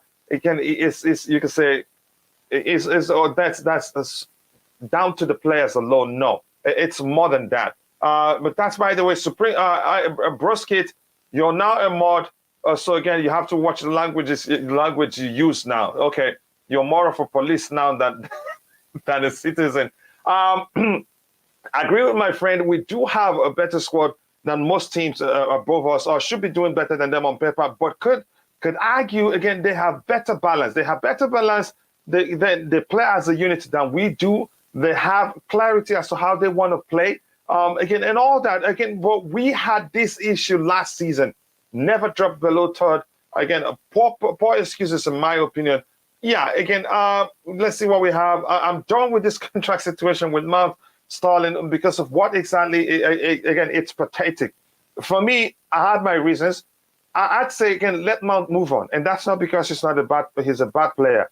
No, I have my reasons and I've explained that. I think if the manager just sees him because of the amount of running he does on the pitch or how many games he wants to play, then he shouldn't be at Chelsea. He should go. He's still a young player, at 23. He's still developing really. And I think managers, again, every manager he's worked on that from Frank Lampard to Thomas Tuchel to Graham Potter, what they see first is Mount's industry, and that hasn't helped his development. You could say he's not close to reaching his potential because of that. And that was the reason why, again, Thomas Tuchel played him and ran into the ground, even when it was clear that he was playing poorly. But as long as he can still run and press, Tuchel kept playing him until his decision making again was close to zero. But that's, by the way, we'll move on from that. Yeah, let him go Madrid and ruin his career just like what Hazard did. I don't wish, again, if he moves on, I'm not going to be selfish. I wish him best. Mount is worst player ever seen at Chelsea. A lot of people, Bakayoko is better than him. I'm not going to go into that argument. Yeah, I have my reservation because I understand clearly. I did my research as to why Mount he's not reaching that height. We all believe again that he is capable of reaching. If we know how unbalanced we are, why are we shocked we're here? Yeah, I get it. We've always had a huge squad, but we don't have a huge squad right now. But there was a time we had too many players, but no complementary skills. All of them, again, nearly all of them need space to operate, which is an issue. But right now, you can say, I get it. That's why that on its own, it's a problem. That's not entirely the problem. The manager has to take some blame too. Mount this season, yeah, I get it. Potter cannot motivate anymore. It just isn't there. And I'm really concerned for him. If we're being honest, let's see again. Chalobah, after that comment, he really didn't believe in Potter. I don't think Potter will play him again. The truth is, yeah, I don't think he believes in Potter, right? I don't think so. I don't think so, for being honest. That may have slipped, and then I think he would regret that, because those that are close to him would tell him you shouldn't be saying that. We have no creators in that midfield and attack. Plus, they create no chances. Yet, still worried about strikers. Yeah, forget anybody. If you're calling for strikers, just calm down.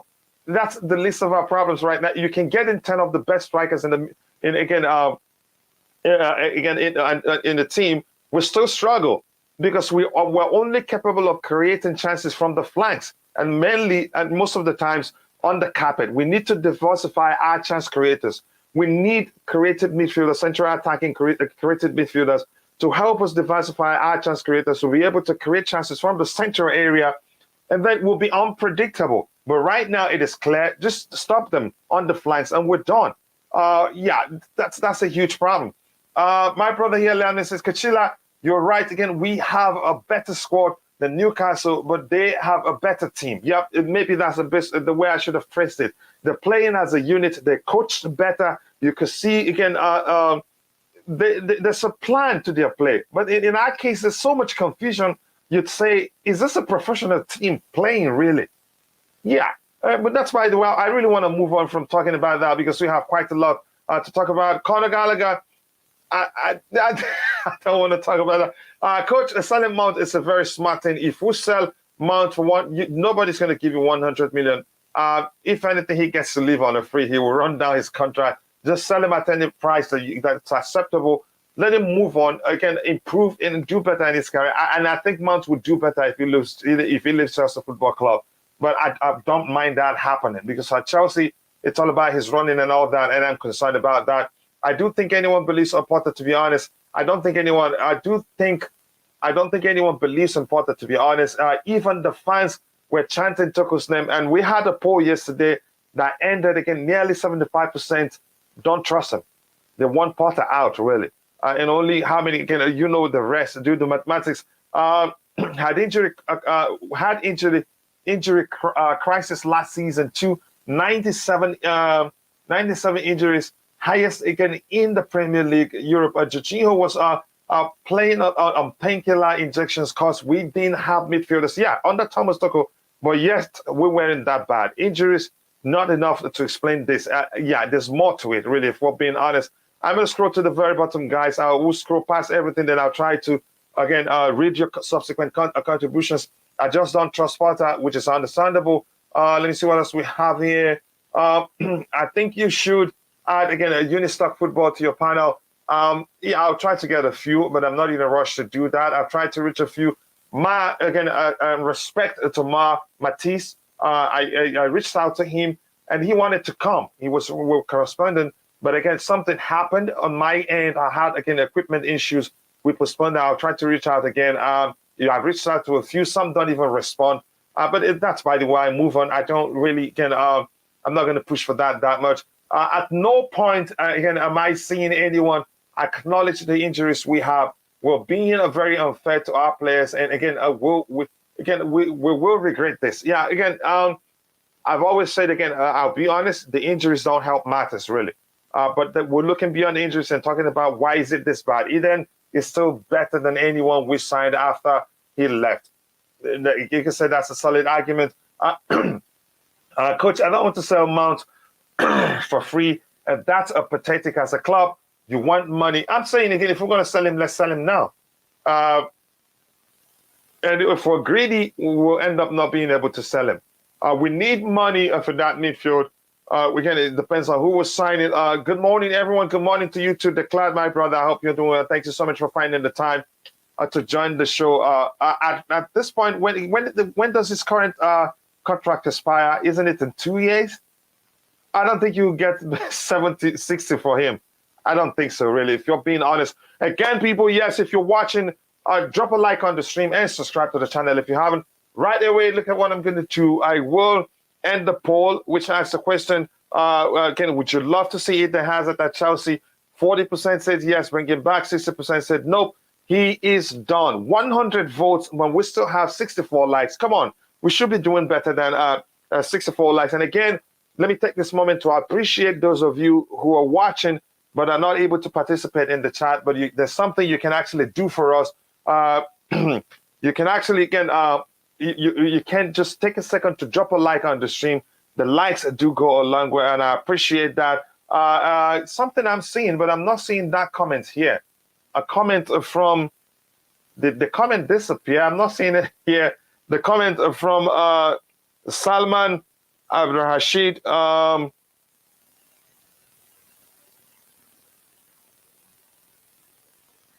Yeah, what happened to his comment? Why am I not seeing his comment on my screen here? I'm surprised. Was he blocked?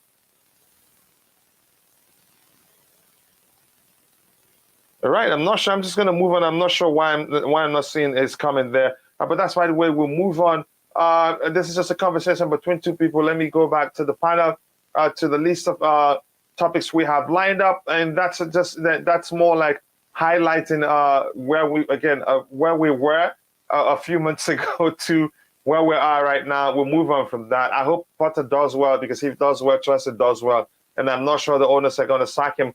And this is again Frank LeBeau, Chelsea icon Frank LeBeau calls for boss Graham Potter to be sacked. He was so pissed yesterday. He was calling out players, quite a lot of them.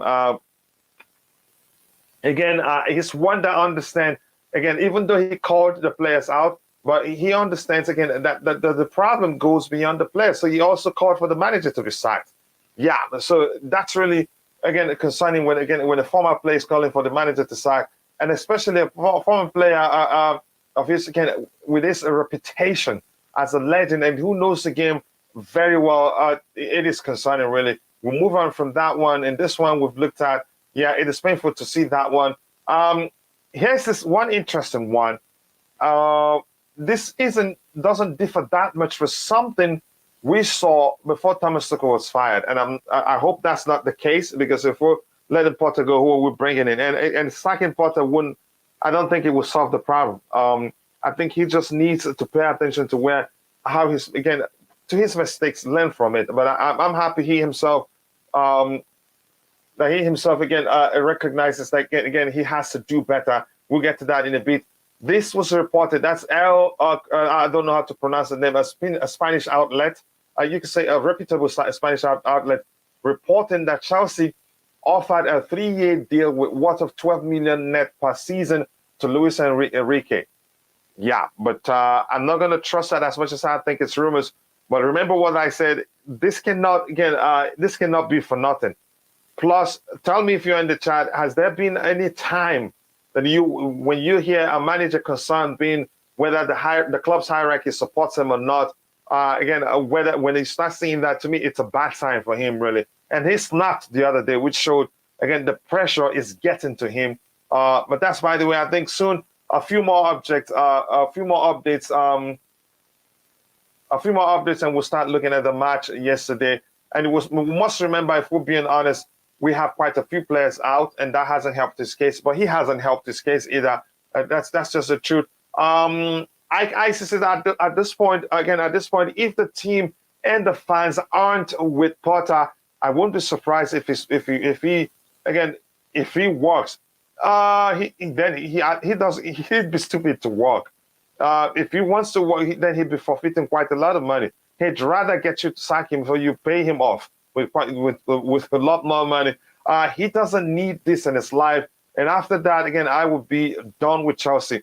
If you paid attention to what I explained, if he works, he's getting nothing. I think you know quite well he'd rather be sacked so he gets money. As much as I don't think it's entirely his fault, but I think the most concerning aspect of the whole thing is his fault. Those fans are the same fans that wanted Thomas Tuchel sacked. Okay, I don't want him sacked. Like I've told you, I want him to learn from his mistake and get better. It's as simple as that. If the team is not with him, the fans aren't. It's as simple as that. But I don't know what is. Let me see, Coach. Again, don't you think Potter is too nice? I think it's way too nice, really.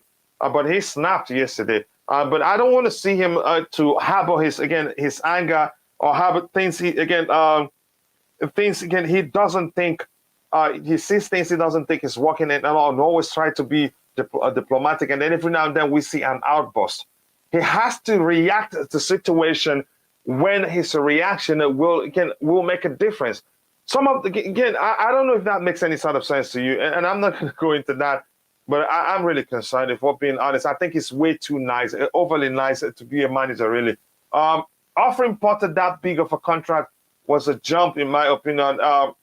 Was just dump, in my opinion, dump, so to speak. I think they trusted him, probably looked at their numbers and believed he's going to do well. But the question is, referring to Tituk's tweet again, when they were looking at the numbers, didn't they see that he had 31%, to know that it may well take more time than they think for things to start going again, go in the right direction once he takes over Chelsea Football Club.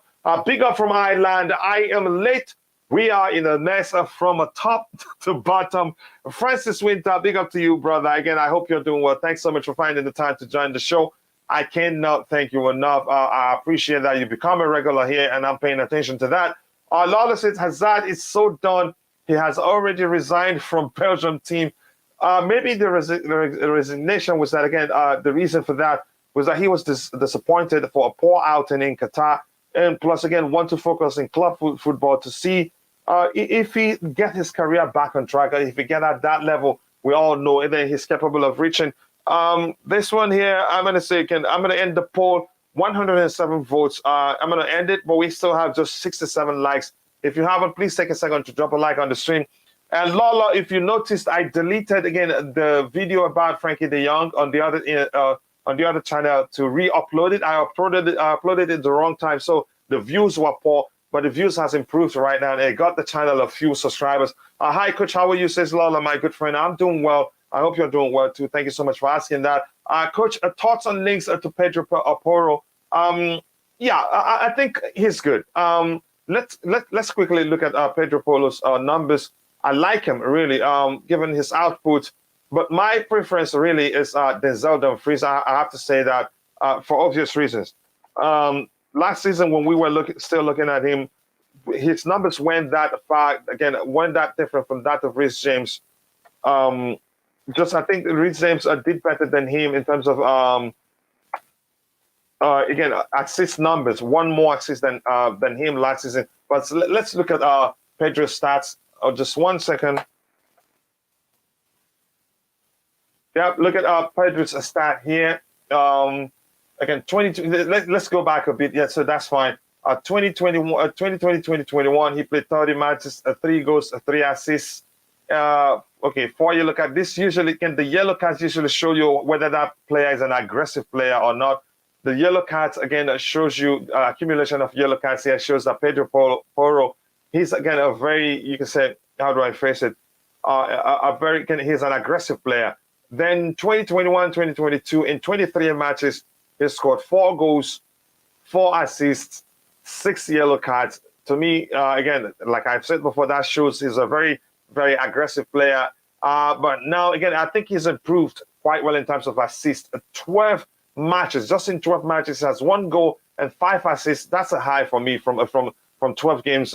Plus, again, he plays in the right back position or right wing back, either of the two. So I think he will be a good competition for Reece James, or rotational player. I think is a better term, because we want to rest one player every now and then and play the other player, so that again you don't overplay one player and then burn them out, which is very dangerous. These are human beings. You don't want to overplay them. You want to rotate players. A single player cannot play all the games, otherwise they burn out. So his numbers are good in terms of, again, this is not including looking at, because what Google presents is just again, just you can say top stats. But let's see what happens. Let me see what we have here. Chiboy says again, I'm not happy with Chelsea right now. No, again, a lot of us aren't for obvious reasons. Me personally, he can compete with just. I think he can. Yeah, he's capable of doing that. But like I said, my preference is Denzel Dumfries. I don't rate Denzel Dumfries. Again, he was dreadful in his last match too. So you're going to judge him, Supreme Court, you're going to judge him off of one game. Be fair, really. Be fair. I know you want to go to heaven. Judge him and judge him fairly. But I get what you're saying. Porro, again, here means a joint. You know, I don't know really. That's how I pronounce it. Correct me if I'm pronouncing it correctly or not. And Lalo, by the way, I'm looking for again Barcelona panelists. Let me know if you're interested or if you know anybody I should reach out to who would want to be panelists on the other channel. The channel really is doing well. It's 650 plus or how long? Again, I don't think it will be long and we'll get to 1,000 subscribers, even though I haven't done many shows there. We need someone in January. What is the club doing? A first team player. We need signings in January to fix again the issues we have. That provides immediate solution to those issues we have, and still be part of the long-term solution. Signing Enzo will make a difference. Enzo will be just part of the. Enzo will be part of the solution, but not entirely the solution, because we need again a more defined central attacking midfielder that will be a constant creator. That by the end of the season, that person will at least achieve a double digits in terms of chance creation. We don't have that now. And again, Salman Abdul Rashid said it's okay to have a long-term manager, but how can you give someone this long contract? I don't know. They believed in what they're doing. Probably they looked at their numbers thing, because they're into numbers again, apparently, or according to what we're told. They looked at the numbers. They looked at again how Brighton, because Brighton, the truth is Brighton, they play as a unit. But it looks like Ty said, they failed to look at his win percentage. Maybe that would have told them, he may well do well at Chelsea, but it would take time. Or maybe they thought, look how well he's done. He's done relatively well. Maybe coming to Chelsea, he has better set of players. He'd do better. We never know. But we don't know why they gave him such a long contract. Todd should have waited a director of football to appoint the coach. We can still, again, rectify the mistakes before it gets worse. We can. Right now, we have a technical director. I think he can come in and say, hey, we need to do this, do that, or else we're headed for disaster, really. Let's see what happens here. Pedro Porro, it's a decent shout. I was also intrigued by Molina's performance yesterday, to be honest. We should have just, again, gotten Jonathan Klaus. But Klaus wasn't interested in coming.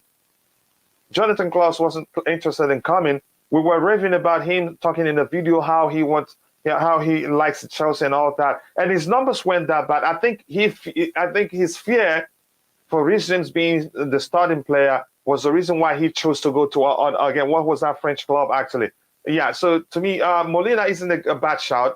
He's the Argentine, right? I think he's a fine player too. But Porro, to me, I'll do my research to say which of them that I prefer.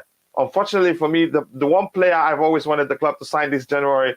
The news again out is that again he's close to signing a contract extension at AC Milan. I'm talking about Ismael Benessa. What a player he is, but unfortunately we're not going to get him. Guys, thank you so much for 71 likes. We need 29 more likes more to get it to 100 likes. Let's get it there, people. Come on, let's go. We can do that. Supreme, again, just a conversation between the two people. John Webb, again, what do we expect with Jorginho in the midfield? And as a single pivot to be specific. But the manager, here's the thing. The lesson Potter haven't learned is that if you're going to play Jorginho, he needs a guard, what I call a guard, or maybe protection. But more importantly, he needs a player close to him to always provide extra passing lane for him. That was how Sarri was able to conduce his lack of defensive abilities. I think Thomas Tuchel understood that, and that's why he used him in a way you wouldn't even know he's a problem. But that's, by the way, we'll move on from that, really. The whole issue isn't down to him. Now, again, I wasn't impressed with Dumfries in general. His last game reinforced my issues with his game. He'd suffer as a right back in the EPL, in my opinion. That's an argument I've heard someone else made before. Right wing back, yes, I think he's a flying right wing back. Actually, he'd do well. But if we revert to a back four and he's asked to play in the right back position, he may well struggle. So I understand that myself. Will Enzo Fernandez actually come? The chances are he comes because he's become a risk for Benfica to keep him because he's not happy. He's told them clearly he wants to join Chelsea. And plus something that Eddie Love for Blue mentioned the other day, he joined them about 6 months ago. and again openly again and told him he wants to join Chelsea, that doesn't show a player who who've always wanted to be at the club. If anything, he joined the club as a stepping stone to move on to a bigger club. If that makes any sort of sense. If we don't get Enzo this January, I don't think he will come in the summer. A lot of people say that, but we have the money to compete with whatever team that wants to again compete with us for his signature. Coach, the problem is that there's a culture shock in our Chelsea family. There is. That's a good again observation right there, in the sense that a lot of people again we're used to the club throwing money at any player they want to sign, and then Roman Abramovich again will find a way to circumvent that, or maybe find again a way to navigate that for FFP by again us owing him money, and he just finds a way to inject money into the club, and we don't get into trouble. But yeah, we're being spoiled really. We're used to that, and that hasn't happened for a while. I think about it. You know, again, I have problems at again talk and understand in English. Okay, again, just think about it and let me know. And if you know anybody that you want me to reach out to, that would be a good panelist, I'll do that. Plus, it's a Chelsea fan. We just didn't give him assurance to try hard. Maybe we didn't try hard, but that's by the way we've missed that one. The fan base is used to the Roman era. Yep, throw the money, get the player. It doesn't matter the price. That era has passed. But then again, the problem is beyond. We have more issues than that. You know that yourself. Hire and sack method. Yeah, but I get your argument. Pedro Porro is just another Marcos Alonso in a different flank. Good in attack, but terrible at defending. Let's just get Pavard, who also can cover as a right centre back where Reece James is fit. Let the numbers people do their thing. I still believe in them. Romani used again to be worse again and got trophies. Okay, let's see anything else to read here. Some of the players are in a habit of getting coaches sacked. Potter should have realized this. Again, this was done to Conte, Tuchel, Sarri, etc. And if that's the case, Potter didn't help himself. When he came in, he trust again. He was banking on the more experienced players to help him achieve what he wants to achieve, even to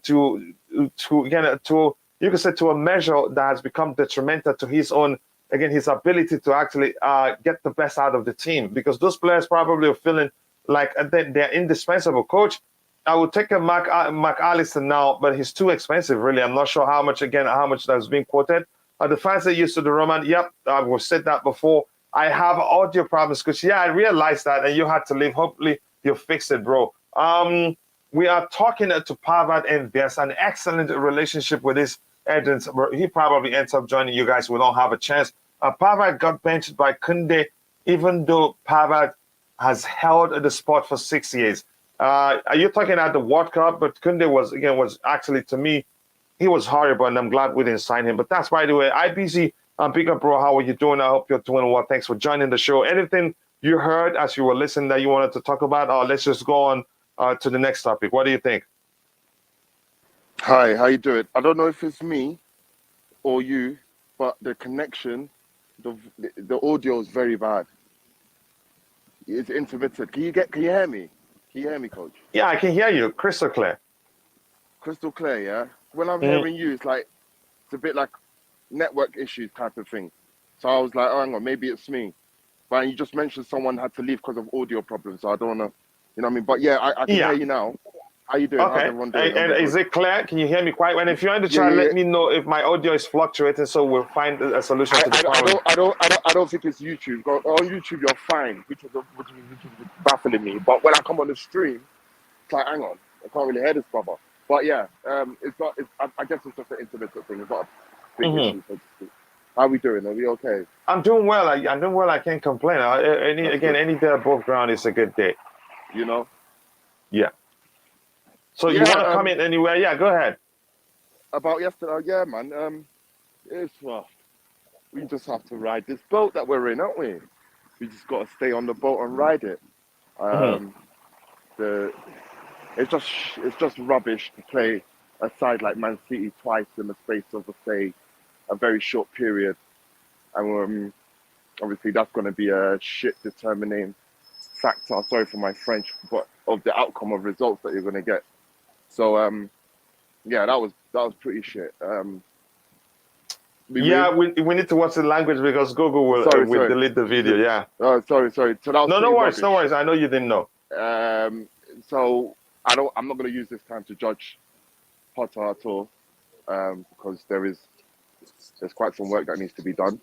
Um, so we move forward. I don't really have any much to say on that one. On yesterday, I wasn't surprised by the result. Obviously, the performance you could argue was another factor, but all in all, it's not a big surprise to say, oh, you know what, you know, he's got to go. So I just want everyone to just kind of be a bit level-headed a bit. I know it's easy. It's easy right now to throw the book at him. It's easy. It makes sense. Oh, he's out of his depth. I was even thought it was a bit low from Sky to before the game post the video suggesting is he out of his depth, which obviously media creates their own But do you think narrative. he is? Do you think that's the No, case? no. Yeah, he's feeling the pressure a bit, but he's not out of his depth. Core, blimey, no. I mean, if they're not playing for him, you've got to look at the players at first. You know, if he's out of his depth, the next manager will be out of his depth with this squad of players. You cannot convince me that this squad of players are good enough to execute what you want to the precision, to the precise execution. You cannot rely on this squad, and it needs to be chopped and changed and modeled around, and he's got to do it. So if you don't have faith in him to do it, and you bring on another person, that other person, I guarantee you, won't be able to do it. Yeah, so we have to stick, and we have to stick very well. Maybe just January is very vital in how we recruit and how we respectfully finish. I think it's fair to say, I predicted before the beginning of the season, that top four is not a reality that we need to be thinking about. I guess it's fair to say now that we all have that same mindset that we are not getting top four. So when we look at it like that, we have to understand, where do we move from here? It has to be a build-up. It has to be a rebuild. It is a rebuild. So this January will be vital to see where we finish respectfully. I don't think he's going anywhere. I don't think Boehly's stupid enough to spend this money to bring him in, spend this money to bring in his recruitment, and only for, let's say, 3 months down the line, 4 months at most, for him to sack him. Who does that? I mean, based off the pressures of the consumer. No, the consumer being us. But no, I don't think that would be the next course of action. We got Potter. He will change it round. I'm getting flack for sticking with a manager. I don't understand. What should I call every manager out if it doesn't go my way? So No, you're entitled to your opinion, man. No, not over in this panel, but like generally, like, you know, we're being told that we're settling for a current state, but this is our current state. What are we going to do about it? This is where we are. We have to be ambitious enough to know that we don't want to be here again. Build out of this problem, and then move forward. That is it. I don't see any other alternative, and it's going to be painful. And yeah, we are here. We are in a painful situation.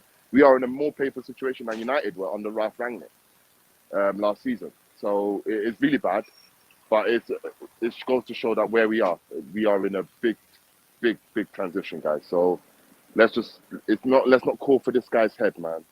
Let's just keep it cool.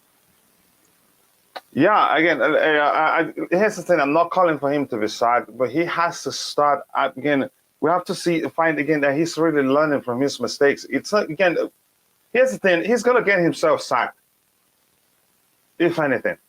I don't think the fans singing. I strongly believe the fans singing the name of Thomas Tuchel again at the set. I understand will have any impact as to whether he stays or not.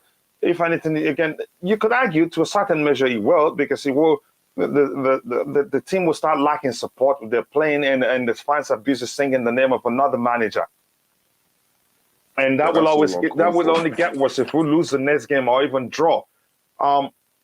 From that, there's a comment I was looking at, something about, let me see if I find it, here from Chelsea Blue, which says, Chelsea, coach, again, Potter has to do an Arteta.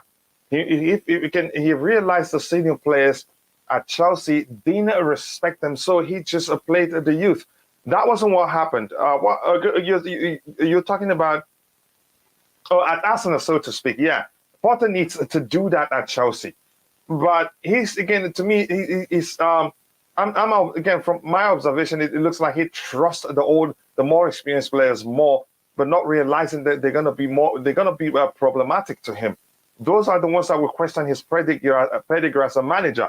But if you look at the likes of Omari Hutchinson, Connie Chukwuemeka, the new young boys, again, what's his name, Datro Fofana, and all those guys, they will not do that.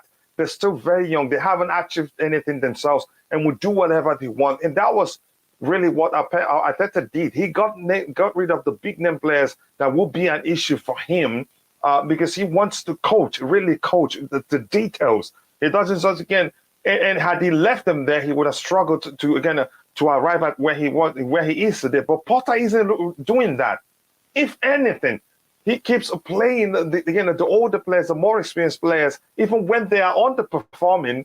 That leads to that some people are starting to question if this is really a process, and if getting into top four isn't a problem, why not start giving the youth a chance? Tell me why Connie Chukwuemeka didn't start yesterday. Zakaria, you could say he didn't field him. He didn't start him yesterday because clearly he's one of the, again, you could say the most important players we have at the club at the moment. So the whole thing is just confusing. Let me try and catch up with what we have here. A lot of talks about Pavard. Didn't Pavard again? Yes. Again, I don't know much about where he wants to play or not. But I think we were linked with him last transfer again, summer transfer window. A problem is again at this day and age, players don't play for the badge anymore. They play for the money. Do you blame them? It is business for all parties involved. It is business for the players as much as it is business for again the club. So what you need again is just a person with a passion that loves the game. Also, you can find, you still have them. You still have people who, no matter how much you pay them, if they're not playing, they're not going to be happy. So there's still players with passion and still wants money. But again, majority it's about money because it's business for everybody involved. They running every day on the pitch and risk collapsing and something happening. They need to earn the money. But I get your argument. If we continue playing this bad, then I think we the fans should create a GoFundMe account and pay Potter off. Oh my gosh, for our peace of mind's sake, that makes sense to me. I find it hard to take that these people that are Potter again at all costs are so easy willing to gamble with the future of the club. It's dangerous. Senior players are rubbish. They are indeed. But unfortunately, it doesn't look like Potter thinks the same. Solomon, as for, I hope I'm pronouncing your name. Let me just go with Solomon. I think Chelsea must sack Potter. Again, surprisingly, IBC, I don't know if you're listening. We had a poll up yesterday that asked the question, what are you for? Potter out or Potter in? 76% of the vote wants Potter out. And that showed yesterday during the game in the waste time where our fans were. Okay, something else again. I wanted us to look at this because if we're being truthful here, the injuries haven't helped. But that being said, I think we should be playing better than we've played. And then when we're playing right now, Mendy is out injured, Chilwell is injured, Rich James is injured, Fofana is injured, Kante is injured, Sterling is injured, Pulisic is injured, Loftus-Cheek is injured, Aubameyang is also injured. Yeah, again, I don't know if I forgot anyone, but these are key players out injured at the moment, yet we rotated a bit yesterday. What exactly did y'all all expect? I don't understand. Here's the thing. I get it. The rotation was key, but the truth remains we should do better than we did yesterday. Even the manager should have done something differently to make sure it wasn't as bad as it was. Bobby, if you want to come in, your thoughts. If you have anything else that we've talked about that you want to go back to and talk about, that's fine. I'm here for it. Hopefully your microphone works this time. I'm waiting for you, Bobby. Okay, again, IBC, you can come in and talk about this again, this my friend Vince highlighted here before we go to the next topic. And before IBC comes in, if you haven't, please drop a like on the stream. We have 74 likes, which means we need 26 more to get it to 100. Please, let's get it to 100 at least. I know we can do that. Go ahead, IBC. Sorry. No, you're all right, man. Mm. You know what? But it's we're not good.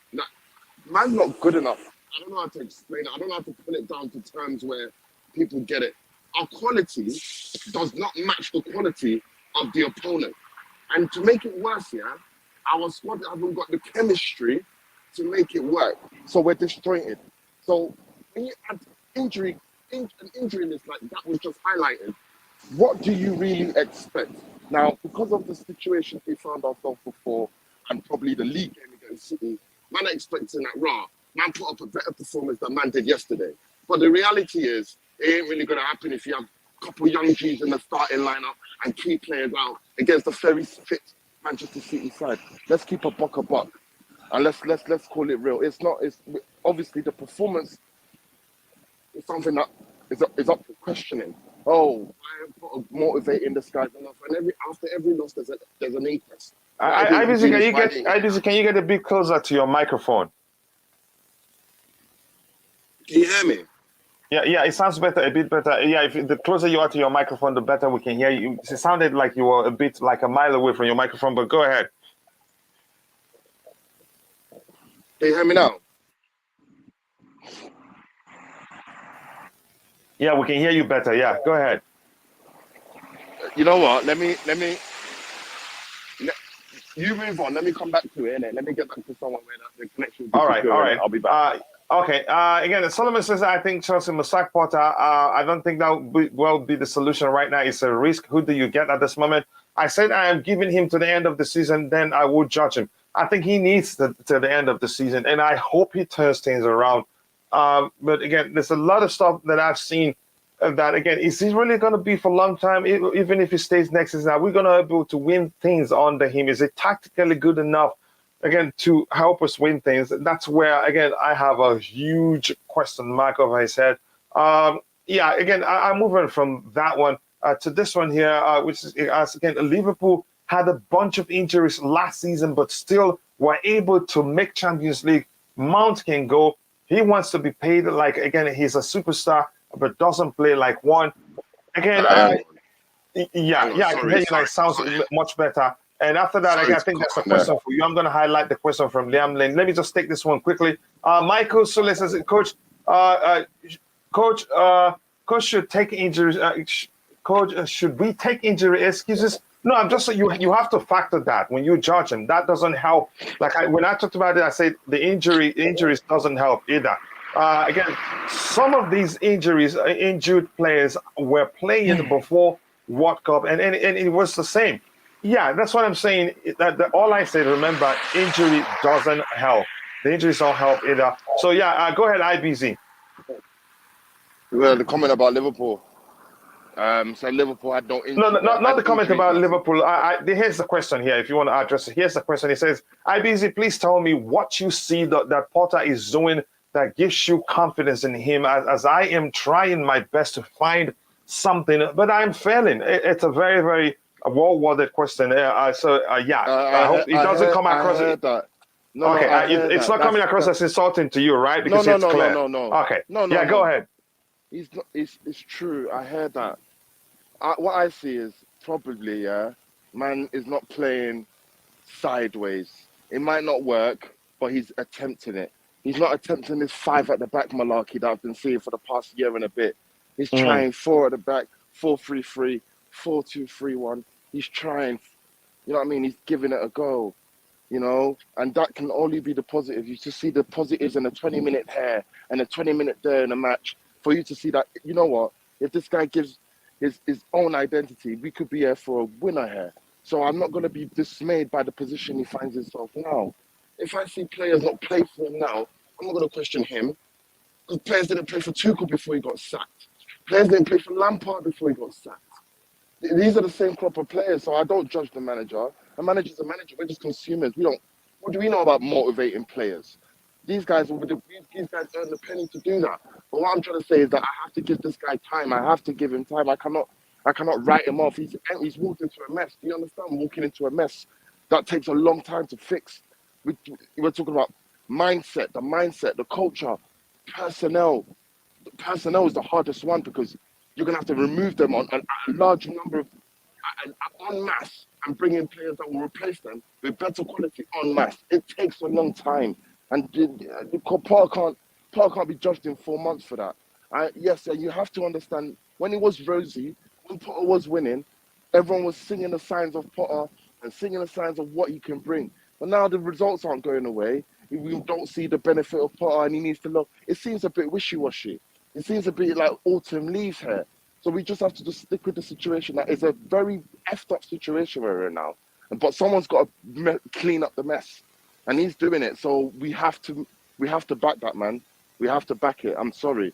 I know it's not what people want to hear, and they want to hear, oh, sack him now and get this guy, and sack him now and sack everyone. Everyone just sack. Might as well send everyone a P45 while we're at it. You know what I mean? No, that's not life, man. We got to stick with it and see how it goes. That's all I got to say, man. Paul can't go. Who you sacking now? Who you gonna get? Yeah, I get your argument. But IBC, before you leave, before I go to Bobby, I want to ask you this question. Has he done everything right in your eyes? I know we've had, you and I, we'll have a debate as to how quickly he responds to situation. He can't do everything right because the tools he has to won't let him do everything right. He can't. And you haven't seen anything concerning to you? No. What? Okay. What? No. What concerning? Losing to Man City, is that concerning? No. Wow. It's not about the loss. There are other things beyond the loss that's concerning, really, to me. So go ahead. Again, you've answered the question. After January, yeah, we'll get an influx of players in, right? Hopefully, anyway. Yeah. In May, we'll revisit this and see how he's done in trying to steer the ship from where it was to where it is now. Yeah. Let's just judge it. I can't judge it now. Obviously, people preempt and say, you know what, he's out of his depth. I knew it. He ain't got the quality, but we got to give this. We need to give it time, guys, because I trust me. If this guy starts winning us over, you guys will be the first to praise him. You will be the first and the last person out of the pubs or any social circles to praise that man. So just give him his flowers now. Let's give it now. Let's just give the patience now. I get your argument, and I have to say this. As much as, again, here's the thing. Even when we were winning, I'm one of those that was saying we have a problem. We have a problem, and again, unfortunately, some of us, again, a lot of people in the fan base, we're looking things, again, just on the surface. We win, everything is fine. As long as we win, everything is fine. They're not going to look at anything else. Again, I have Lawyer Spotter in the house, and I want to get his thoughts as to, again, we did a poll yesterday. We had a poll up yesterday where the question was asked, what are you for? So again, about 75% says they want Potter out. I know that doesn't, again, change anything. If any of the fans' behavior will change anything, it will come from those that are at the stadium, who yesterday we heard was singing the name of the former manager. And I think that will, if the performance continue to go again, down south, that will persist. Yeah, go ahead. Sorry to delve in. This narrative, sorry, my background. This narrative of Thomas Tuchel's digging Thomas Tuchel's name is a byproduct of the situation we found ourselves in when he got sacked. That's what I'm saying. You and I, December. I understand that, but go ahead. I mean? Do you get it? Like, people couldn't, and I have my opinions on that, but I just feel it's a bit of a glory supporting thing for you to just win a manager that wins you over the what, because he won one Champions League. I'm not saying. I mean, yeah, it was big achievement. But now this guy is your be-all and end-all. There is no one, Thomas Tuchel can't do any wrong in your eyes. What? Because he won one Champions League? But what happened after when he was publicly throwing players under the bus? You were siding with the players. You were siding with the manager over the player. The same players that are playing under Potter. Potter's the problem.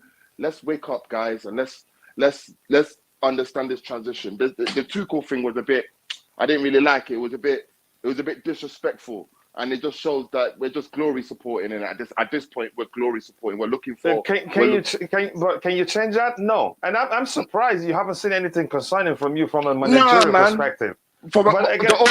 Maybe his press conferences. He will learn. He will grow into that, bro. Maybe his press conference is not owning it because he's never been in a position of authority to represent a big club like John. So he's learning. It's only this week that he's had to bite back at the press because he felt antagonized, he felt pushed to the wall. His personality has changed. His personality of how he came to Chelsea, that has changed now. You see how people are when they're under pressure. You see how people are when their backs are on the wall. We're seeing it now. So he will learn on that. You have to let people learn on that. And trust me, he will learn quick. And he will learn quick and he will get it done. I just have that belief. I have a belief of any gaffer that walks in through the door. Because at the end of the day, I believe that the hierarchy know what they're doing in appointing them. So I support that gaffer in turn, support that team in making sure we do well in it. So whatever gaffer walks through the door, I'm backing in it. Because at the end of the day, they're managing the players that I support and the club I support. So I'm backing anyone. But when it gets down to the territory of, oh, after 2 months, it's not working, get him out. I knew you weren't the one. I knew. It's like, hang on, you're not no prophet. Like, it's just a bit like, let's give it at least. I mean, I understand if these narratives that he needs to go at the end of the season, but not now. Not now, guys. No, I'm not saying he should go now, but again, I'm saying, Coach, if you're paying attention, I'm just saying, let him start learning from his mistakes. He will, that has always been my argument. He will. But a lot of question marks from me, really. But go ahead, so I can catch up with what we have in the chat. Bring in Bobby if he speaks in the microphone. Go ahead. I believe he will own the press conferences more, have more, what's the word? Conviction in your statements, a conviction in your decisions, and be able to own it like Tuchel did. And Tuchel could only come from a place of authority like that because you've managed at that level. You've managed big egos. You managed best players ever in this world, and you now come to Chelsea. Of course, you're gonna come with authoritative. Of course, you're gonna know what you're saying. Of course, you're gonna know where it is. You get it. But I have to give this man time to learn all of that. And unfortunately, at the demise of our team failing for him to learn, it's got to be done, innit? It's got to be done. I support Chelsea win, draw, or lose, coach. I keep it going. The support don't change. I can't advocate him for. If he goes now, who's going to come in and inherit the squad and get the best out of them till May, till another transfer window? Who's going to do that without failing, or making it worse than it is? I don't know anyone. And I can only support the man that's there right now. That's my take on it. It is what it is. All right, I'm going to try and catch up with the chat now. Again, Mario Minto, I hope you're doing well, brother. He says, again, Newcastle, Arsenal, on all these teams we are using as benchmarks have had their managers for a while now. I agree with you, but here's where my concern is. Again, to me, I'm not seeing improvement. I'm not seeing, again, there's some stuff I'm seeing from the manager that's very concerning to me. And I'm not saying he should be sacked, but I have lots of concern. As much as, again, the argument will always come up, the players are crappy. We're not the best, we're not the worst team in the league, and we should be doing better. That has always been my argument. If you understand that, I understand before time, again, the process will be long. But there are lots of question marks now as to, again, where we are and how things are happening, how the players are. Again, maybe they're not actually reacting to the manager very well. Maybe they're questioning his pedigree and all that. There are millions of argument to bring up that lots of them will sound legit if you do that. But that's, by the way, we'll move on from that to this one. Nathaniel Obosie, the players have been performing below their actual levels for a while now. Also, I feel Potter wanted to try something different to see what others can do. There was a time my argument was that maybe he's trying, again, he's being drastic about the whole process. He's not taking, he's not taking the process of implementing his preferred approach to the game. He's not taking it gradual. He's being drastic about that. Maybe that's the case, but I don't know yet. Right now, I don't have a clear answer as to what's really going on to our dear club, because it breaks the heart, if we're being honest. Let Graham Potter, again, be sacked. Felix Owolabi, again, my Niger brother, it is not that simple. I wouldn't want that to happen now. Again, if anything, he stays to the end of the season. And like I said yesterday, for him to be sacked immediately, it would take some awful, lengthy, poor performances for that to happen. And it's actually easy. If that happens, it will be easy to happen now because they have the director of football who, when he speaks, the consortium will listen to him. If he starts telling them, I don't think this is working, they will pay attention to him. And once you start seeing reports such as this, as much as I think it's nonsense, not this one really, there's certain reports saying, again, they decided offered Luis and Enrique 3+ against some measure of stuff they talked about last month. As again, we saw similar stuff before that the Thomas Tuchel happened. It's not a good sign. And it's also Not a good sign when a manager keeps clamoring how the hierarchy supports him, how they promise, again, he doesn't have a problem, no pressure. And for the hierarchy to come out and say that, which means they're really trying hard to let him know you're not under pressure, which means they're paying attention and are concerned to a certain measure, but maybe it feels like releasing such statement will be helpful. It's usually not a good sign. I hope he stays to the end of the season and prove that he can actually do better. But that's, by the way, and one thing that's concerning about me, the way he speaks, again, I've said before, he's not a good orator, but Roger corrected me with a better term.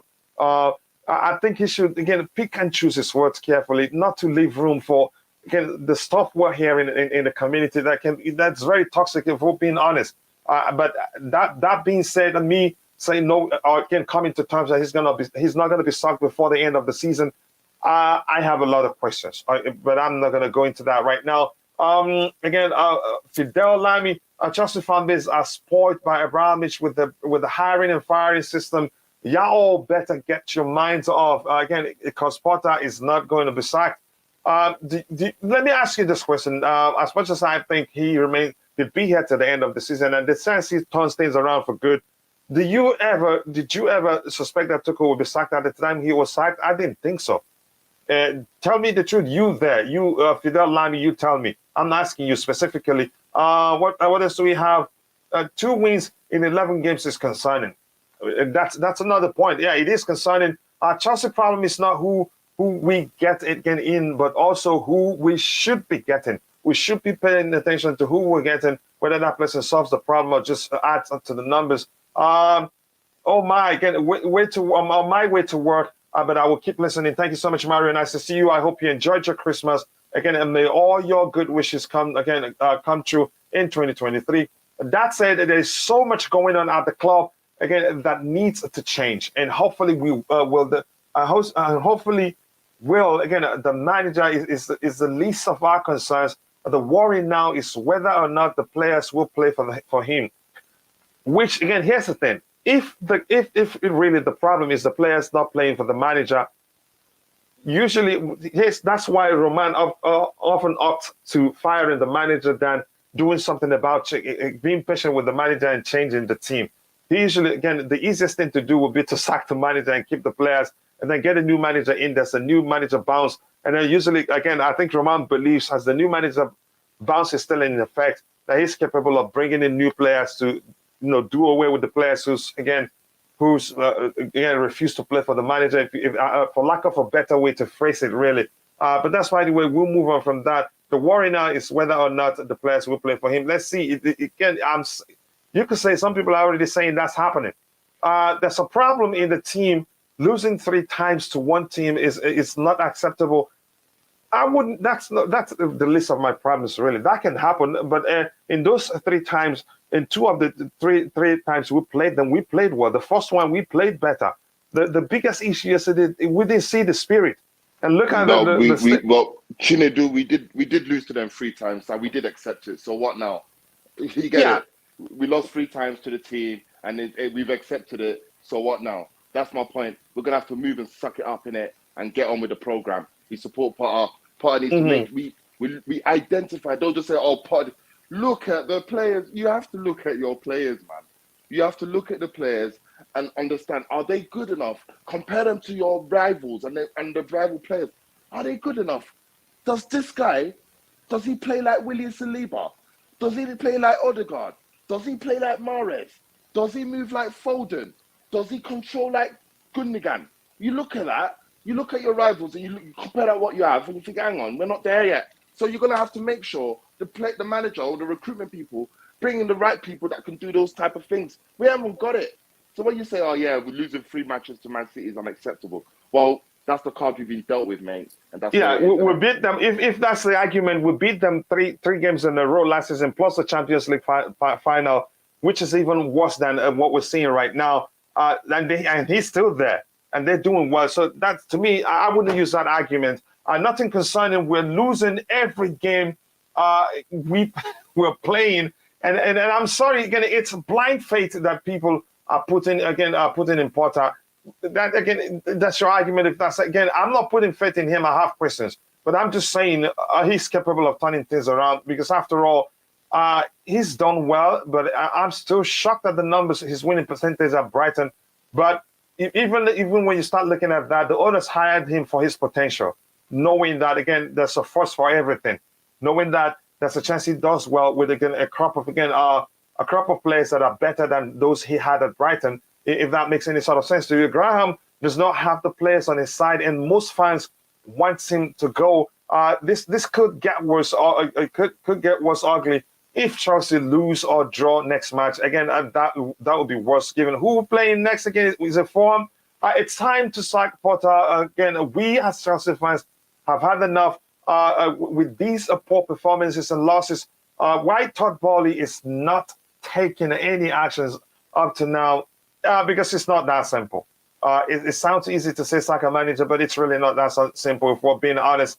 Hello, Coach, again, just close from work, but had my earbuds listening while working all along. How much will Poro cost? The brother is good. I'm not sure. There's no clarity as to how much it will cost, but I'll just look at transfer market to give you a number there quickly. Again, we'll move on from that. And I'd really want to scroll to the very bottom because I have Potter's lawyers in the house. Yeah, because IBC turns out to be a Potter lawyer. Just give me 1 second. Poro transfer market. I'll be back with you in a bit. Just give me 1 second quickly, please. Poro transfer market. Again, we've entered the race to sign him, but there's no amount mentioned publicly. Poro, I don't know how to pronounce that name. His worth here is stated to be 25 million euros, which means should be 22, around 20 to 21. I'm not sure. I just don't want to, but he's cheap, really. But that's by the way. Again, let's see what else we have. I don't blame Potter. Blame the signings. Starlinman, Pulisic are not good enough. Best squad again. Jorginho and Havertz, coach killers will always give you false hope. Very useless. Wow, that is serious. Can somebody tell me one thing that Havertz is good for? I'll highlight this, and I want Roger to be the one to discuss it with you. The only reason I blame Potter is because he keeps on playing the same players, and he expects a different outcome. Just give the youth a chance. That argument yesterday, he played different players, and it wasn't really working. I think we all see things from different perspectives. Tuchel was sacked because of his vision doesn't align with the new owners' vision. Tuchel will still be here. If Chelsea was not sold to the new owners, but it's not as if we are better off under Tuchel. You don't want to go there, really. Again, I will be the first man to stand up and say, again, I was wrong if Potter turns it around, because why it will mean that Chelsea are doing well, and that's all that matters. Yeah, as long as again Chelsea are doing well, that's all that matters, really. I don't want the manager sacked, but I have questions, and I haven't seen the clarity as to where the solution is going to come from. I don't have that. I totally agree with you. I pray better than Havertz. Okay, you play better than Havertz, not pray. Again, I misread that. Now, coming back to the panel, Roger, coming to you. Do you want to take the questions? The question I wanted you to answer before, and good afternoon to you, brother. I hope you're doing well. Do you want to come into the Potter argument? A lot of people want him sacked. The poll yesterday showed that it was 200 plus votes. That's a lot of sample size. That shows you majority of Chelsea fan base wants him gone. Do I think that's the solution? No, I don't think so. But I have questions. I hope he learns. I hope, again, as long as he sounds like he's paying attention to what's being said out there, then, again, learn from it. Because as much as, again, you don't take every criticism that is thrown out to you, there are some constructive criticism to learn from and become better at what you do. It happens everywhere. But, Roger, your thoughts? The fact that, again, such large number wants him gone. To me, that won't solve the problem, really. But what do you think? Good afternoon / good morning. Good afternoon to you too, brother. I appreciate you saying that. So you quote like the majority of people want him out. Well, you know what? 90 years ago, a certain Nazi party was in power. It was democratically elected. Okay, so the majority in this case, that doesn't really matter. It's irrelevant. You know, just because you're a majority doesn't mean that you're correct. You know. Yeah. Herr Hitler was elected democratically. So what does that mean? Yeah, let's just skip it. So again, you'll be picked as we're talking politics because they transcribe everything. Yeah, sure. But I get your point. I get your point. Let's not just talk too much about it. Yeah, go ahead. But logic dictates that, so that's irrelevant. You know, in my opinion. There's many aspects to where we are right now. You know, this is a cup game first and foremost, and that's what a lot of people need to remember. This is an FA Cup third round. So in essence, if you play Silva and he gets hurt, and then for the rest of the season, Potter's going to be castrated verbally for why did he play probably currently our most important healthy player in a really inconsequential game. Does that make sense? This team was down to what? They were missing 9 players, 7 out of the 9 were starters. And people were saying, well, Liverpool were banged up 2 years ago. They weren't missing 7 to 9 starters. So, and yet the press, they got behind them because they were missing Van Dijk. And I think 3 out of their 4 midfielders, and the press were coming to their defense constantly. Yet you seldom hear that same,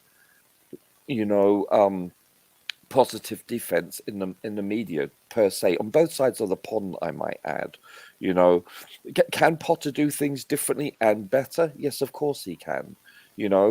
But this is a collective failure more than anything. Listen. I'm going to say this one thing.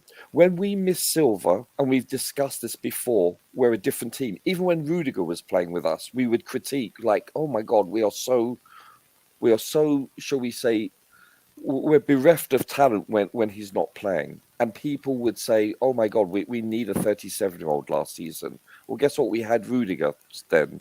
You look at Koulibaly, I don't know what to say with his playing style as of late. I'm a huge fan of his, and he's nowhere near as good as Rudiger so far. I think virtually we can safely say that virtually every pundit and expert on TV on both sides of the channel will tell you that. And then you look at Reece James. Look how well we played when Reece was healthy for 50 plus minutes, and then as soon as he goes off, our dip. We've been saying this from day one with Kanté. So when you're missing your 3 best players, there's going to be a drop-off. There's going to be a huge drop-off. And this is exactly what has transpired, So, you're supposed to, quote-unquote, blood in young people. People have been saying, what about playing Chalobah on the right? Well, we did that. So now you can see in a cup game what he looks like on the right. He looked out of sorts for the most part. So when we're playing Premier League games and people were saying instead of playing Aspie, let's play Chalobah, well, there's your answer. Do you understand? This is a cup game. Yeah, I'm with you. There's many variables, and yes, I can critique Potter in so many regards, like playing certain players, like playing Sterling for so many consecutive games when he should have been dropped, But then again, look at Ziyech. Ziyech's body language in last night's game was horrendous. He doesn't want to be here, or at least that's the impression he gives off. You want to say about resting Zakario? You can't start him every game. So you have to. So then, when you've got a huge, and he's a player that has fitness issue. Yeah, and then you've got a huge influx of games coming along, and then so you must rest him in a cup game. So then you're going to play J5, and J5, you know what you get with J5. He's a proven commodity in his level, and so therefore, what are you supposed to do? Ouch! Look, even Hall, who everyone waxes lyrical about, he fouls, gives away the first free kick. Yes, it's a worldie, small deflection. 3 out of the 4 goals conceded were for set pieces, 2 of them PKs. So what are you supposed to do? However, having said that, was our quality of play, shall we say, complementary? No, not at all. So had we lost 1-0, that would have been shall we say, misleading. So we could have lost a lot more than yesterday. But I'm saying, there's many attributes to the game yesterday that can be justified. Tuchel a better coach than Potter thus far in his career? Of course he is. I consider Tuchel a world-class coach. Do I believe he should have been sacked? No, not at all. But then, having said that, Arteta was given a lot more time. Where did he end up his first season? 8th or something? It was out of the top 7. And so, guess what? Listen, Potter, and by the way, Arsenal didn't have this level of injuries. So, and let me say something quickly, Roger. Yes, we understand. Again, the process will take time. But that doesn't mean if we see anything that's concerning to us, we shouldn't voice our opinion. No, of course, I have my concern. I'm not saying you're saying that. And I know you have your concerns. So you're one of those that started saying there's a problem. You are not, and some people, when people were busy raving about, unbeaten run, how many games unbeaten run, Potter Ball has a right. What has a right, really? And even a few days ago when we beat Bournemouth, people were saying, some people, even some content creators were using the title that the real Chelsea is back. And I'm saying, did they even pay attention to what happened? The question I want to ask you before we move on from the Potter topic is this: have you seen anything that you think it should? Again, I know we've talked about the selection aspect.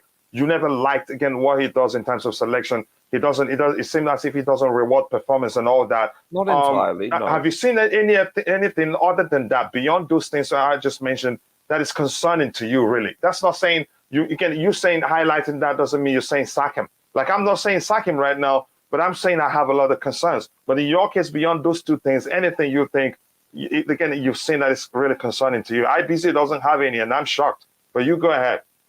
What, concerning Potter or the team? Concerning Potter, we know the team is crappy, to be honest, but we should be doing better than we're doing. But regarding Potter, have you seen anything that's concerning to you? So, to me, it doesn't matter as much, but it seems to a lot of people, he lacks inspiration when he talks. He's not Churchillian, shall we say. He's not a great orator. He'll never be mistaken for Obama. He's not inspiring in that regard. So I don't know what he's like behind closed doors, and I have no idea what the players think of him and how they perceive him. But it seems to me that he may lack leadership qualities. However, having said that, he has a certain degree in emotional intelligence. So he should if be able anything, to read the room. that degree in question, he will be too nice because he'll always be diplomatic. What happened yesterday actually was that, again, he snapped in that interview where we're seeing all that stuff from. He snapped, really, which I don't want. I want him to just, again, voice it out. When it's paining you, say something. Don't hold it back and then snap at one time. It could lead to a serious issue. But go ahead to what you're saying. So how did you perceive him as snapping? I think I liked it. If he's gonna keep it, that's gonna be constant, I prefer him snapping, really. See, I don't have a problem with his sideline behavior. A lot of people do. I don't. Maybe it's a cultural thing. Maybe it's a British thing because many managers are like that. You don't have to look at Arteta. He's come under huge pressure the last week or so. If he stops doing that, his team will start underperforming. Well, then you know what? The antics. No, it's not acceptable because what does it do? What message does this send? He overdoes it. That's the aspect he has to stop. But Arteta will remain forever. You remain vocal on the touchlines until he starts aging badly that he doesn't have enough energy to do that. But that's good, actually, except to the measure where he started crossing, walking into the pitch or trying to fight opposition managers or talking again and nearly pushing officials and all that. And that's where I have issues. I don't have a problem with that, but go ahead with what you were saying. I beg to differ. You look at a person called Tom Landry, which was one of the most successful managers in the NFL. He would stand stoically at the sideline, never would say anything to hardly anyone ever. So your American listeners, especially of my generation, and older than me, would understand that. That doesn't translate. Just losing it and blowing your top and getting into the fourth official's face and berating your opponent's coaches. That to me is wasted negative energy. It's inconsequential, in my opinion, just because it's fashionable. To me, being polite, being a gentleman, being respectful, those are attributes with which I actually condone. So I disagree with that. What I do care about is how he evaluates players, how what his tactical acumen is, how he sets up a team, what formations does he use. These are the most important things. And don't forget, he's not a coach per se. He's very much in the mold of a Ferguson, where he never set foot. He never did any training. He let his coaches do that. So Potter is the same thing. He's not a coach. He's a manager. So Okay. Yeah, I get it. Let's move on. IBs, if you have anything to say anytime, please come in before we round up very soon. My request would be I fully support. Potter, and Potter, which means you're not advocating for the manager to be sacked. Yeah, man, that's it. That's the energy we should have. I just listened to a few people speak, and yeah, you're right, man. Don't get it twisted. London to Manchester is not a joke. Going all the way to Manchester, watching that performance, man, are gonna feel, especially in this cold, man, are gonna feel not easy. They're gonna feel frustrated. The train prices are all over the place with the strikes going on. yeah, So I understand the frustration. I understand the frustration that in our first match since the passing of a legend, probably lads didn't pull their socks off and kind of pay for the badge. I understand that. But we shouldn't be knee-jerk and call for the manager's head on a chopping block because of the fact that, the way he speaks in the press conference is not really good enough compared to Tuchel. There's so many things. Let time be the best healer in this situation. It's the best healer. It's the best experience. It's not easy going through a process. Like we all said, like I was saying in the beginning, innit? Everyone's saying they're ready for a process until the process starts, innit? And then we're in this mindset of we're losing matches without good performances. We're losing matches where we're supposed to be winning. We're winning matches, but our performances are shocking. Yeah, that's the transition we're in at the moment, and we just got to embrace it and support. Yeah, because it will get better. I guarantee you. I can put money on it. It will get better, guys. I tell you that we ain't gonna be like this forever. But it has to come from somewhere. We have to be pained for you to appreciate pain, and not for you to go back there again in it. You can't just be, this life, there's no problems. There's no problems in this life. We don't need to be going through these things. And when problems or adversity comes your way, you don't know how to handle it. So this is a life lesson for us all, innit? Not everything is rosy. Good things come to an end, but good things come back again, innit? So I had those philosophies. I abide by them, and I trust me. I know we're not going to be in no trouble. Trust me, guys. We will be okay. That's all I have to say. Yeah, let me work with trust in the process Broya. alone. You're missing Broya there, by the way. Yeah, I know. That's Broya isn't on the list. Yeah. I'm saying I'm still working again. Don't worry, coach. To You try know the what happens. process You will out. see it. You will see it, coach. Trust me. You will see it, coach. I Just hope give so. it time. I know it's pain. Trust me. It's pain right now. We're used to not this. We're not used to this. Even probably the worst situation, probably Mourinho, 2017 to 16, 17 or so. It weren't really rosy as well. But look, guys, it will get better. Why? Because we have backing. We now have people in place. People that I was calling for in the summer, and why we sacked Czech and Marina. These people have now been replaced. So now the process will now begin. Trust me, guys, it will get better. That's all. It will get better. Yeah, again, I hope so. I'm going to say that again. It says again, Koulibaly.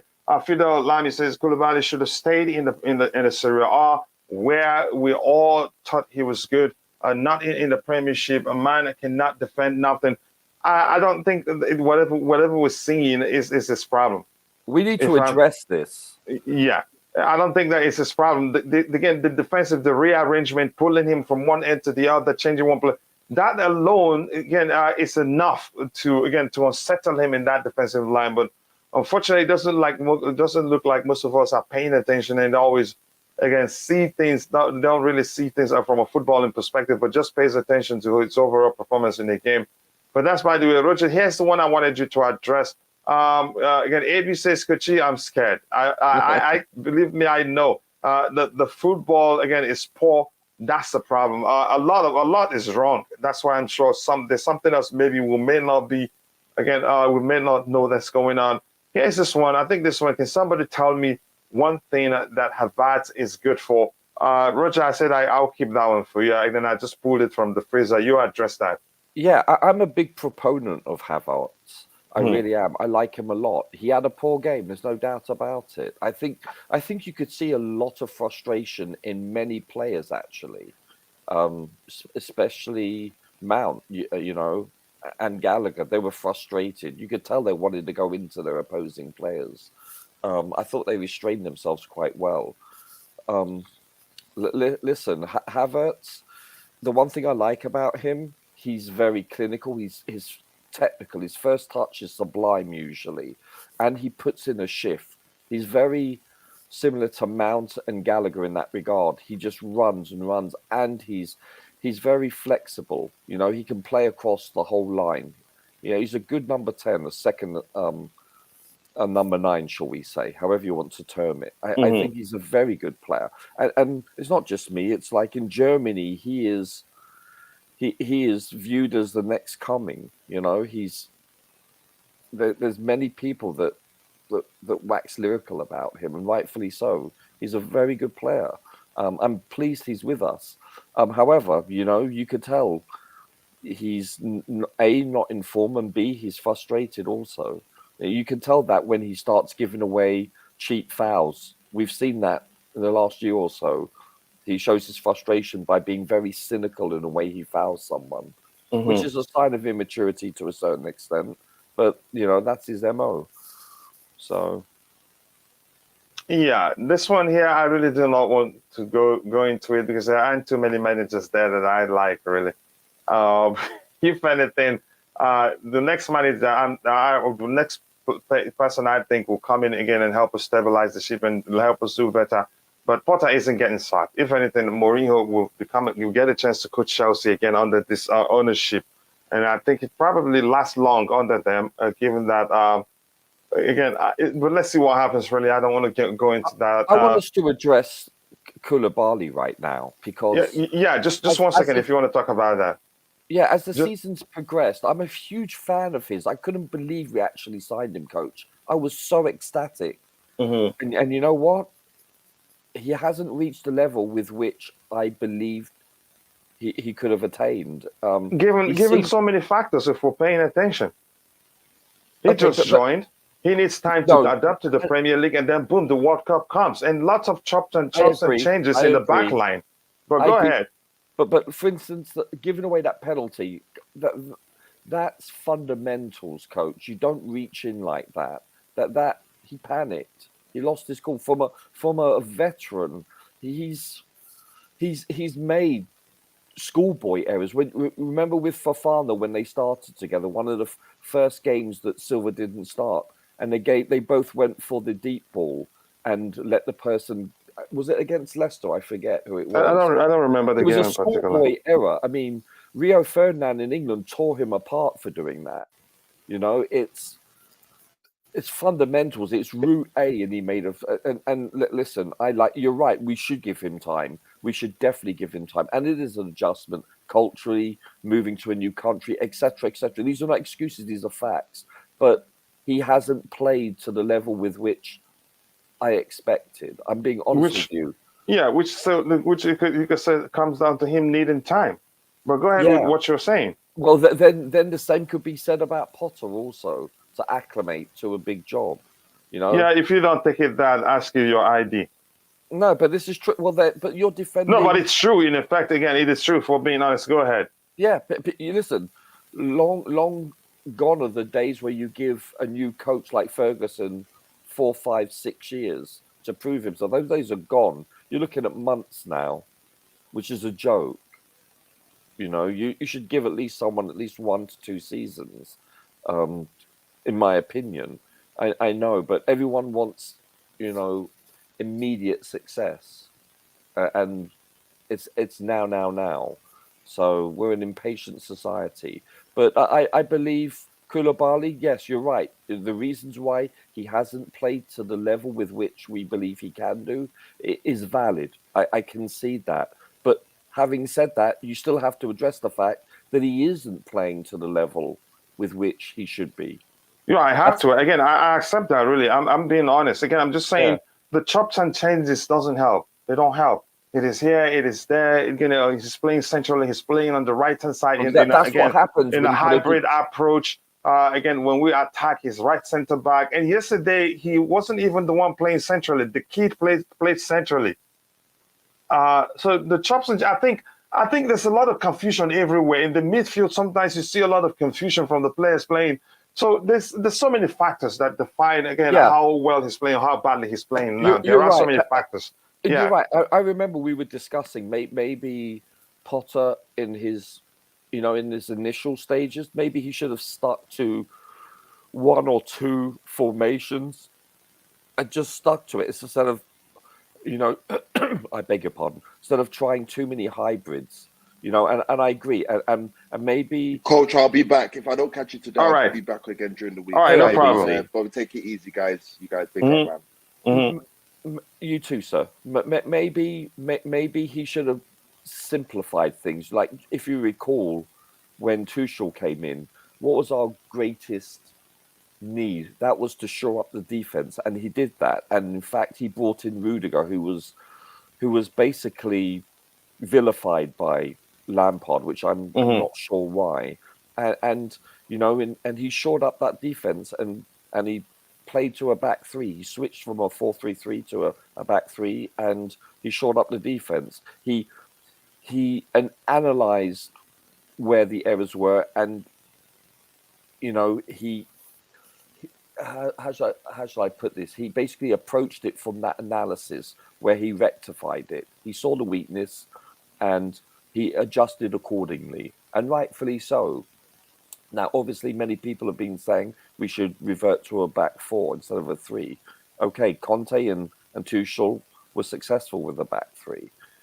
And you're right, maybe that is a factor with that could be attributed to people like, you know, Koulibaly not playing to their potential. I think that's a valid criticism.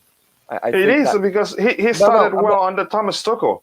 Yeah, I'm not disputing that. That is something that can be addressed and rightfully discussed, because maybe he's tried too much too soon. You know, that maybe has some validity to it. We'll never know. But I think, you know, if you're going to criticize Potter, you can't just say he's SH1T, you know, and whatever. You've got to be constructive in criticism. I think that is valid to a certain extent. I have no problem with that analysis, Coach. I really don't.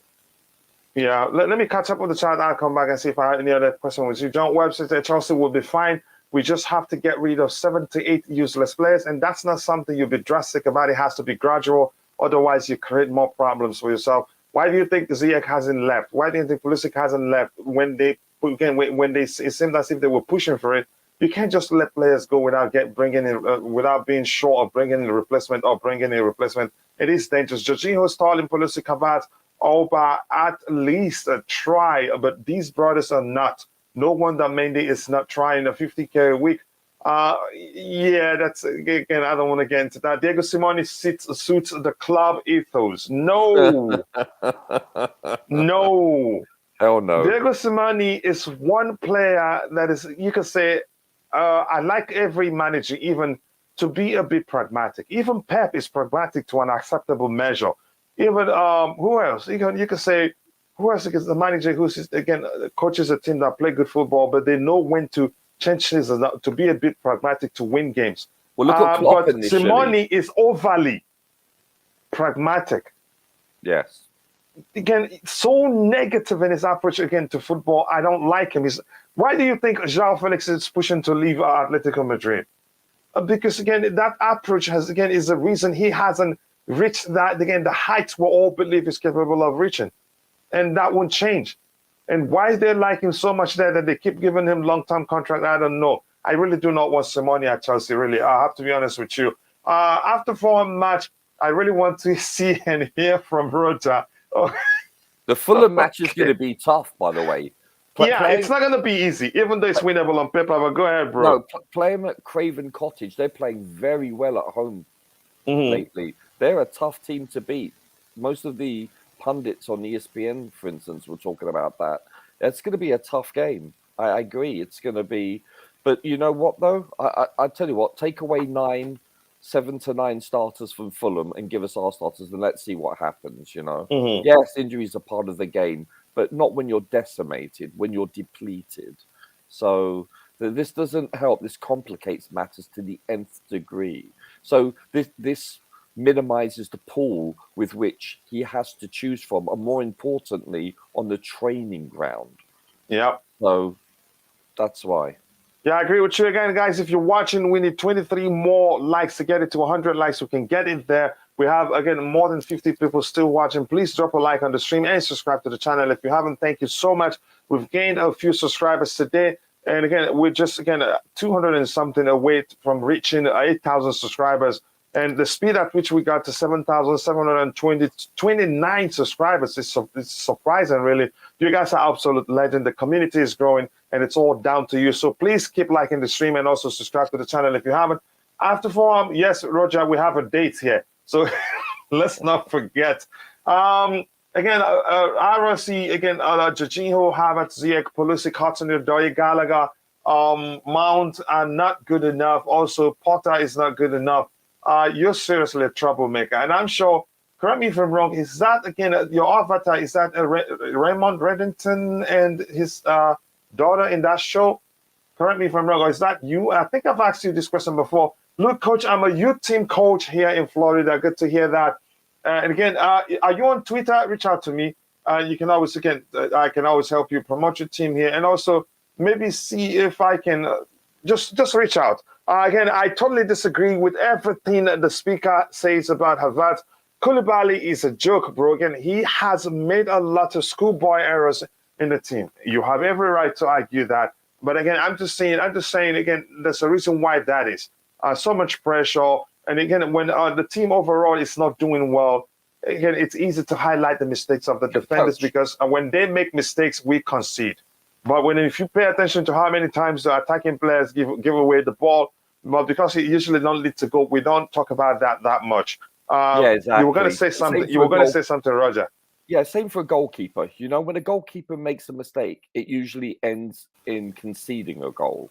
Okay, but when an attacking midfielder or a forward makes a mistake, they get a free kick. They don't concede. Yeah, they get away from it. Yeah, you know, so there's far less scrutiny on their mistakes as opposed to, especially someone, you know, between the sticks, which obviously I'm biased about. This is the only position I've ever played, and you're vilified. You're absolutely vilified in the back line and the goalkeeper for making mistakes, while people going forward are never vilified in that, should we say, quality or quantity of vitriol that is applied to a defensive player making a mistake. You're so right, Coach, when you say that. It's and it irks me because, you know, that there's a bias in that regard towards players. Yeah, Koulibaly, again, I understand your argument because I know him. He's a good passer of the ball and can do better. Even his passes, Coach, yesterday. It was he was off yesterday. He was off. And the whole team were off collectively, you know. I'm so sorry. Excuse me, Coach. I'm so sorry. No. You shouldn't be a part. It's natural, bro. Go ahead. You look at Hall. I mean, Hall played quite well, but he wasn't playing his best even yesterday. And as I said, conceded the free kick. You know, 3 out of the 4 goals to be set pieces. What does that tell you? You know, so basically, you know, it was a collective failure. Listen, and one thing you can criticize Potter for, at least from where we're sitting, is the fact that I'm not sure whether he's motivating the players in the right manner because there's no fight in the dog. You don't see them. Now, don't get me wrong. You see people like Gallagher and Mount and Havertz that were their fight was more born out of frustration than motivation, because they were being cynical in the way they were fouling, which is never a good sign, coach. So maybe that's telling me that this man isn't inspiring his players. That this is telling me that these players are getting frustrated and fouling and being cynical because of the fact that they're frustrated in losing, because this is not in their DNA character. That has nothing to do with the coach. This is what it's telling me. So there's criticism for Potter there, I believe, that, you know what, he's not motivating the players. I think this is an assumption on my behalf, but I think it's becoming more obvious to me, perhaps, that this is a factor that you have to blame the coach for. You know? Yeah, let me catch up with the chat today. I think we'll have a few topics, and thank you. You're here. Again, I appreciate you. I owe you a lot, brother. Again, I don't know how. Yeah, again, thank you so much. I appreciate that. I'll catch up with what we have here. I think I read this one. Fellaini said Koulibaly tackling passes off. Again, I am just so disappointed. I have let's. I don't want to get into that, but I have reasons why I think that those things are happening. Let Potter go and Tuchel come back. Yeah, good luck. Tuchel will never come back. Yeah, good luck with that, Aggravate. Please like and subscribe when you enter, as it helps the channel reach a wider audience. So please, again, we have 80 likes, 20 more to get it to 100. We can get there. You guys are absolute legend. Keep liking. Just 20 more likes, and we'll get it to 100. Again, the stream is a bit slow today, probably because we're not talking transfers. Potter in. The GOAT, again, Potter needs 30-year contract. Let's see that happen. I hope you're doing well. And again, I told you the other day, I like your avatar. Yeah, let's keep Potter 30 years. Fidel Lamy, yeah, I am on Twitter. I'm going to find time to come on your show probably this week. Let it happen, bro. We welcome, again, the panelists who get confident, again, who express their opinion with confidence, and we learn from it. Try to come to a sensible conclusion. I've been busy preparing for the season ahead. I hope your team does very well. I need to hear from you saying you won something. I'd celebrate it with you. I'm just going to do myself a favor and stay quiet and wait and see where Potter and his merry band ends up taking the club. I think that's the best. Just sit, enjoy the ride. Again, if it turns out good, and like you said before, you would take it. Because after all, we want Chelsea to do well. I hope he learns. Again, my biggest concern is it doesn't seem like he's learning from what's going on the pitch. It looks like after each game, he just moves on. He doesn't go back, look at the numbers, look at what went wrong, what was right. I don't think he's doing that because a lot of mistakes has repeated itself, and again, themselves. And Can you be more specific, Coach? Sorry? Can you be more specific, please? If I can be more specific? Okay, yes, for instance, please. Let me give you one example. We beat Leipzig. What was the scoreline in Austria? 1-0. Yeah. Okay. And the numbers showed that they had a better XG. Even before looking at the numbers, I suspected they could have won that game had they been clinical. I remember that. And in that game, we played with just 3 recognized defenders. You remember that? Oh, yeah. Now, we came back after the travel and after a lot of running, and Kepa was the man of the match on the day in my book. He was the best player on the day, and the defenders had better rating. That showed you that the opposition were at us all the time until the game ended. They were just not clinical. They had clear. Yeah, that was one of his best matches as a Chelsea player for Kepa. Exactly. Exactly. They had clear-cut chances, and Kepa saved the day. And then we came back to England to play Brighton. And after the game, we had a lengthy conversation saying he shouldn't try that in the Premier League. He shouldn't. It's not going to work. Nearly all the panelists agreed that he shouldn't try that in the Premier League. We all agreed. We argued for a length of time. And then boom, against Brighton, nearly the same lineup. No, I understand. So had he paid attention to the numbers, he would have known that the defenders overworked. Then we would understand that we would have been better off to go with traditional wingers. And so in the Premier League, has he done that since? No, not really. No, but it took him that awful loss against Brighton before he didn't do it again. So in that game, now he started with wingers at the wing-back position and played the same defensive line that did a lot of running and a lot of work in Austria. So that he doesn't pay attention. But now on 2 occasions, he started Jorginho centrally. he doesn't realize Jorginho is not good. Again, he hasn't done it. Again, Jorginho, yes, plays as a lone six under Sarri, but Sarri, literally the whole team worked to make sure Jorginho wasn't exposed under Sarri. Yeah, but he had Kante then. Come on. Exactly. And under Thomas Tuchel understood that, again, even though he didn't do it like Sarri, he understood that he needs to keep someone close to Jorginho to have an extra passing lane for him every time he's on the ball. And for a long time, it worked. Majority of the times, actually, it worked under Thomas Tuchel. So now Graham Potter has played him one as a lone six. It didn't work, and he repeated it again. So Yeah, again, but that was in a cup game where you've got to rotate. Let me just say one thing. The last time we were on top of the league table, we both had Ben Chilwell and Reece James healthy. Ever since they've been hurt, we've never come close to that. In fact, we've never topped the table. If you notice that, our wing backs or right back or left back, however you want to term them, depending on the formation you're using, since they've not been able to play together consistently, we haven't been good. This is one of the most important aspects. Just like so who was talking about this for Liverpool? If you take Robinson and Trent Alexander out of their team, they're a completely different team. Completely. And I think this was coming from a former Liverpool player, and so he was saying that you must have a look that the same could be said for Chelsea. You take Reece away. Well, to me personally, our most important player is Kante, then probably Silva, then Reece. That it's very close, but that's my personal preference, order of importance. And I'm not the largest Chilwell fan, but when Chilwell and Reece were playing together consistently, we were the team as a collective were playing much better. So, you take these players out, and you're going to see a drop off, coach. Yeah, I know, but even at that, we had players. He had some players available to his disposal that could have helped him play traditional wing backs in those positions.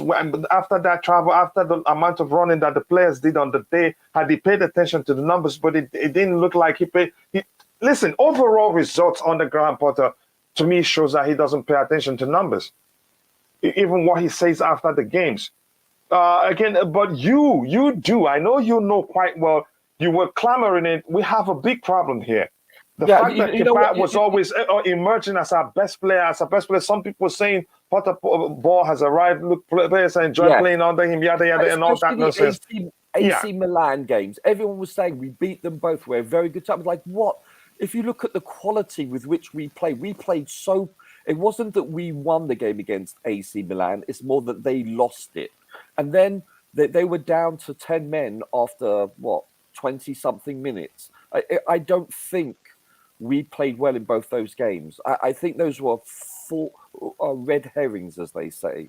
Those were false alarms. That everyone was so high about Chelsea winning, winning both those games against AC Milan. Without paying attention with, obvious issues. I was disgusted with our performance in both of those games. We played poorly. These were false flags, in my opinion. Just quickly, let me catch up with the chat. I think when I come back, if we catch up with all the topics I still have a few minutes. I want to get your thoughts on Pep Guardiola's comments.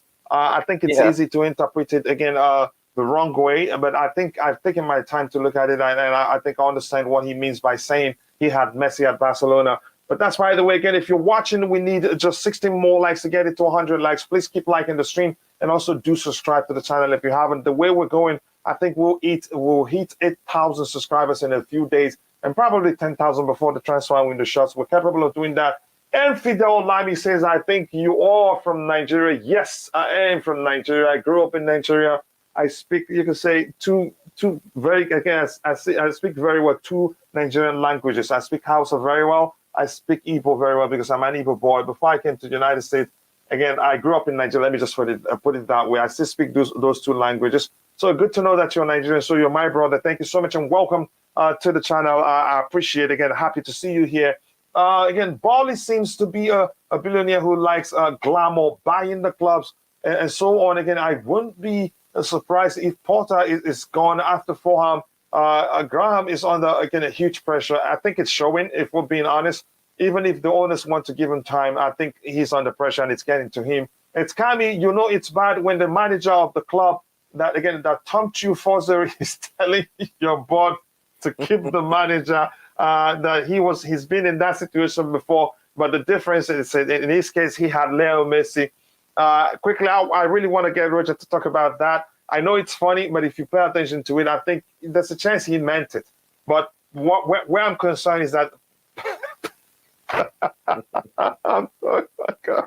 Pep is one manager, even if he beats you 20 goals to nothing, and he asks him that question, he said, give him time. Yeah.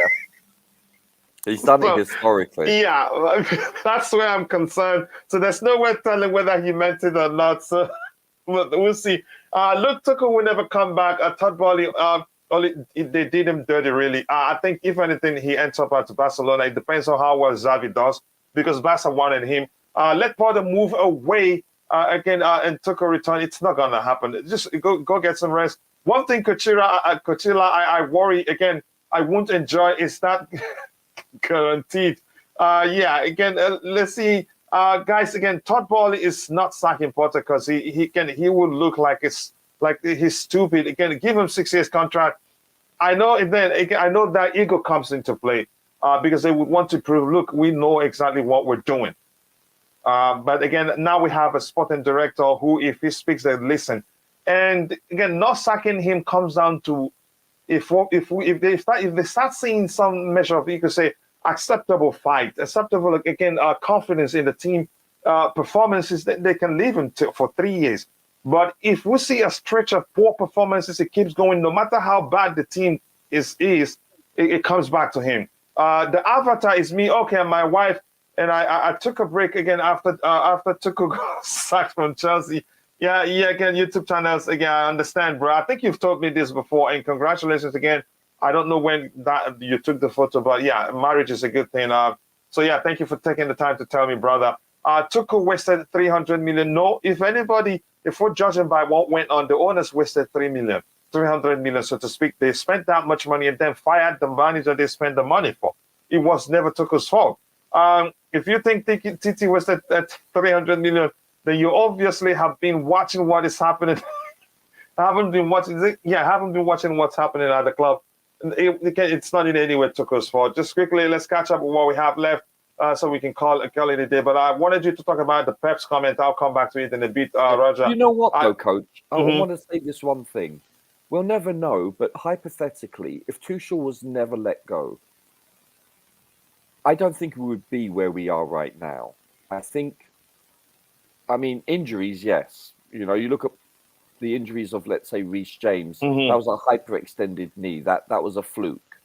But you know what, though? I don't think, because poor Potter, he's learning on this job. And I mean that politely, because it's a different level than playing at Brighton. Honestly, you're one of the most truthful people I've ever known. Even though you're his lawyer, you always say the truth. You have to be. Otherwise, why bother talking? You have to be factual. You have to be consistent in observing. And you know what? I'm basing my opinion based on what's transpired thus far.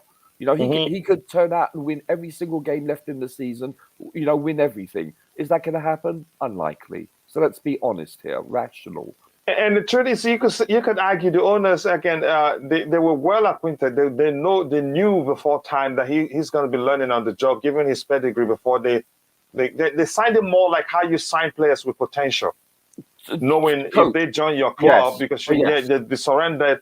They surrendered with, again, better players that do better. So in this case, they probably felt like at Chelsea he'd have better players to achieve even better stuff than he did that again. I believe. But the question is, did you see Ty's tweet where he talked about?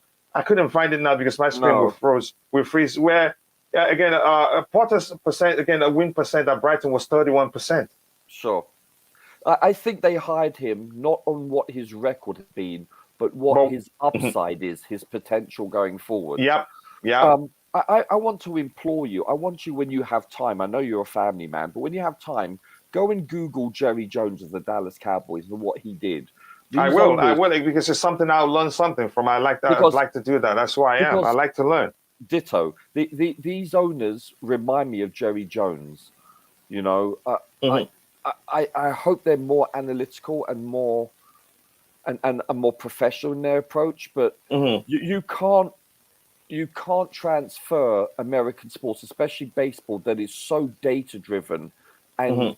basically convert that and believe that you can do this, have the same approach in football in Europe. It just doesn't work.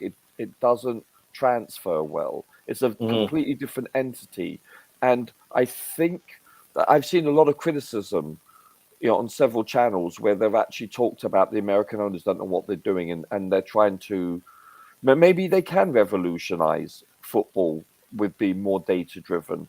But I Mhm. think their approach may be, and it has been somewhat of a scattergun approach. But I'm not sure getting rid of Tuchel was the best thing to do, regardless of So it was a personality. mistake because I think they're trying to structure the club like you can say they get business in the real world, not football and business, because football is business after all, no matter how we see it. They're trying to structure it like that. They want the manager to be a yes, my yes, sir, I want you in my office. Come, Yes. he answered. And Tuchel again, he even has had issues where they have again a football structure where there's a hierarchy. You don't always have to. The owners don't always have to see the manager, except if they win something and he's there celebrating with them. Even again, I think that was a mistake. They wanted that from him, and they weren't going to get that from him. They've seen. They Yeah, had he's to not let him go. subservient, is he? No. Yeah. Again, just quickly, let me catch up with what we have in the chat. What again if Chelsea gets into a relegation battle? Then what? Yeah. I don't think that will happen, but it's a concern too. There was a time, was it under who? That was a concern, and the media was running with the stories that again, then we don't have anything that guarantees the players again gets relegated with us and help us fight and come back. That they can probably leave if we get relegated. Tuchel was because he buys average players. It wasn't him that was buying the players. But had they stayed, how would you say? Can these new signings? They actually started well under Thomas Tuchel. Koulibaly played well under Thomas Tuchel. Again, forget the record, everything. Overall, he did Yeah, I well. know. Kukurea did well. Raheem Sterling was one of our best players under Thomas Tuchel before, again, he left. The whole struggle started on the ground, Potter, probably because the changes. But that's, by the way, again, Fidel said, yeah, again, I totally agree with you on this one. Potter is learning, again, on the job and still got a lot, again, to learn. If Tuchel was still here, we might not be in this situation. Yeah, especially with new signings. Again, even with the injuries, I don't think it would be this bad. But again, I hope Potter starts doing well. That will. I think that's an We're talking accurate about our club. assessment. I think Yeah, that's accurate assessment. yeah. So go ahead. What were you saying? No, I think that's an accurate assessment. I don't think we would be where we are currently. Yeah. But you know, I think they didn't buy. Oh, sorry, they didn't hire Tuchel for short term. I think they hired him based on his potential for a long term project. Yeah, I know you mean Potter.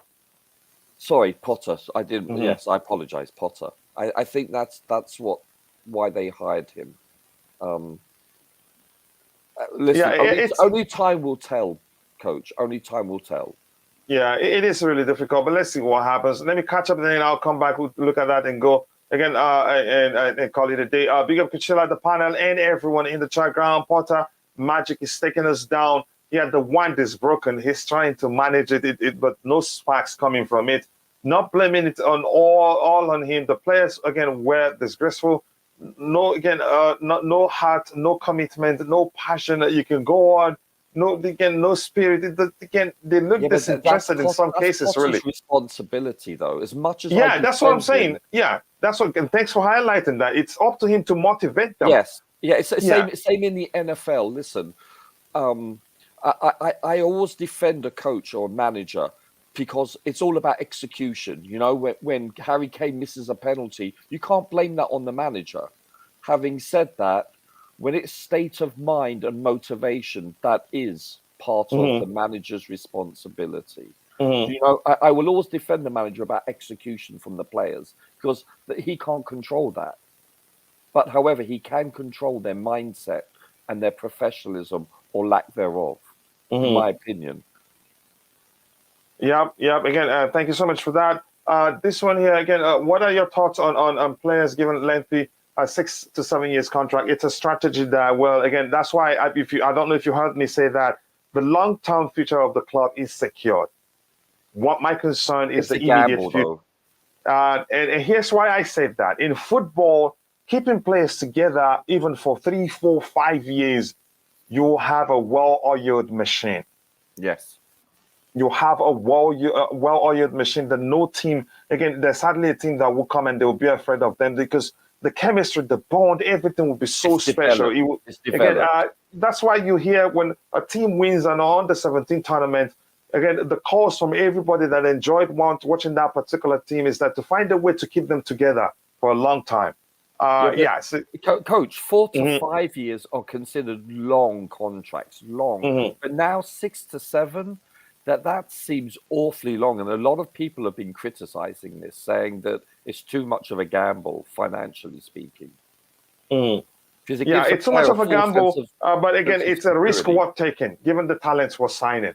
As long as we have a path for them and make sure their development, again, continues, it will be good for us. The issue is not, again, sending them out on loan is a risk because the club that's loaning them from you, they can't guarantee you a starting place because in most cases, some clubs do go to loan a player because their preferred player is injured or something, again, something like that.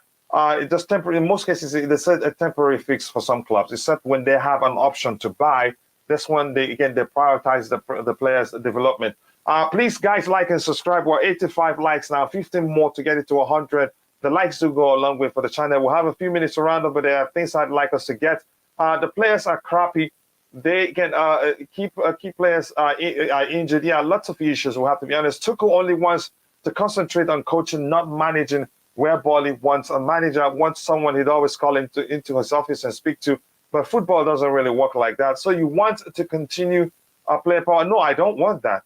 I don't want that. Do I sense that was the issue under Thomas Tuchel? No, player power wasn't the issue. If anything, the owners, you could argue, are the ones that turning it into that. If they succumb to the rumors or concern or the narrative that the players have started playing for Thomas Tuchel, then they're the ones are fueling again a player. You could say the re-emergence of player power again at Chelsea Football Club. Kuchi, I know you said you don't like Luis Enrique, but the man is a born winner, just like Pep was again when he took over from him when Pep left Barcelona. Yeah, I get it. I don't trust him tactically, but let's see what happens if we get him. I'd take him over Graham Potter, really. Coach, tell me why we're looking at strikers. It doesn't make any sort of sense, really. We don't have creators. We're looking for strikers. Yeah, it's a good argument right there. Seriously, the veteran players of the team are not under contract and think about their future. The club wants younger players. So again, there is a conflict of interest in the club. Really, that's a bit confusing to me. Maybe I need to look at it again. Potter is 15-2 to be next Everton manager. That's something. Odds is something I haven't gotten into and I don't want to look at, but I get it. Let's see, manager, the Undertaker CFC, our bigger brother, nice to see you. I hope you're doing well. Let's see what else we have here. The good again, how many managers these players have sacked? Okay, I really don't want to get into that, but let's see. Roger, here's what I want to look at here, which says again, I have to do better. We need to improve. That's a good sign. Because 50%, or even more than 50% of solving a problem is to recognize you have a problem. Yes. If you don't recognize you have a problem, you'll be arrogant. You'll be ignorant of it, and then you'll still be making the same mistake. This is good news. Graham Potter has offered an honest assessment of Chelsea's current problem. Again, as the frustration and the anger grows, and I think he knows that. He could have come out and saying, "Look, we have too many players injured. I have no option." But it's a good thing that he's recognizing that he has to do better. Let's see some improvements. Well, go ahead. You were saying something. Yeah, he comes across as, excuse me, as an intelligent, cerebral individual. He really does. He doesn't come across as an egotistical, arrogant individual. Maybe he is. I'm just saying from what I see. I don't. If I'm being honest, I don't think he is egotistical or arrogant. No, I don't no, think he is. If anything, he's a humble individual, and even too humble to be a professional team manager. Really. Yeah, maybe, perhaps, maybe, Yeah. as they say, only the good finish second, right? Yeah. I don't know. I think he's the type of person that can analyze and come to the conclusion that he needs to be accountable. And I think he puts his ego, what little he has, aside, and will admit to that. I actually like his acumen, his mental acumen going forward. No, nobody's going to take it away from him. He's a smart man. Yeah. Really.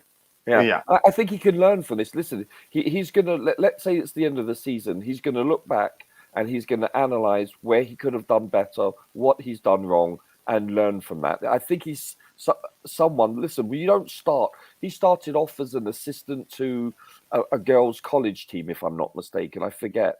And you know what? You don't progress in the ranks. He's a journeyman, as they say, and you don't continue this successfully without being analytical in that regard. Mm-hmm.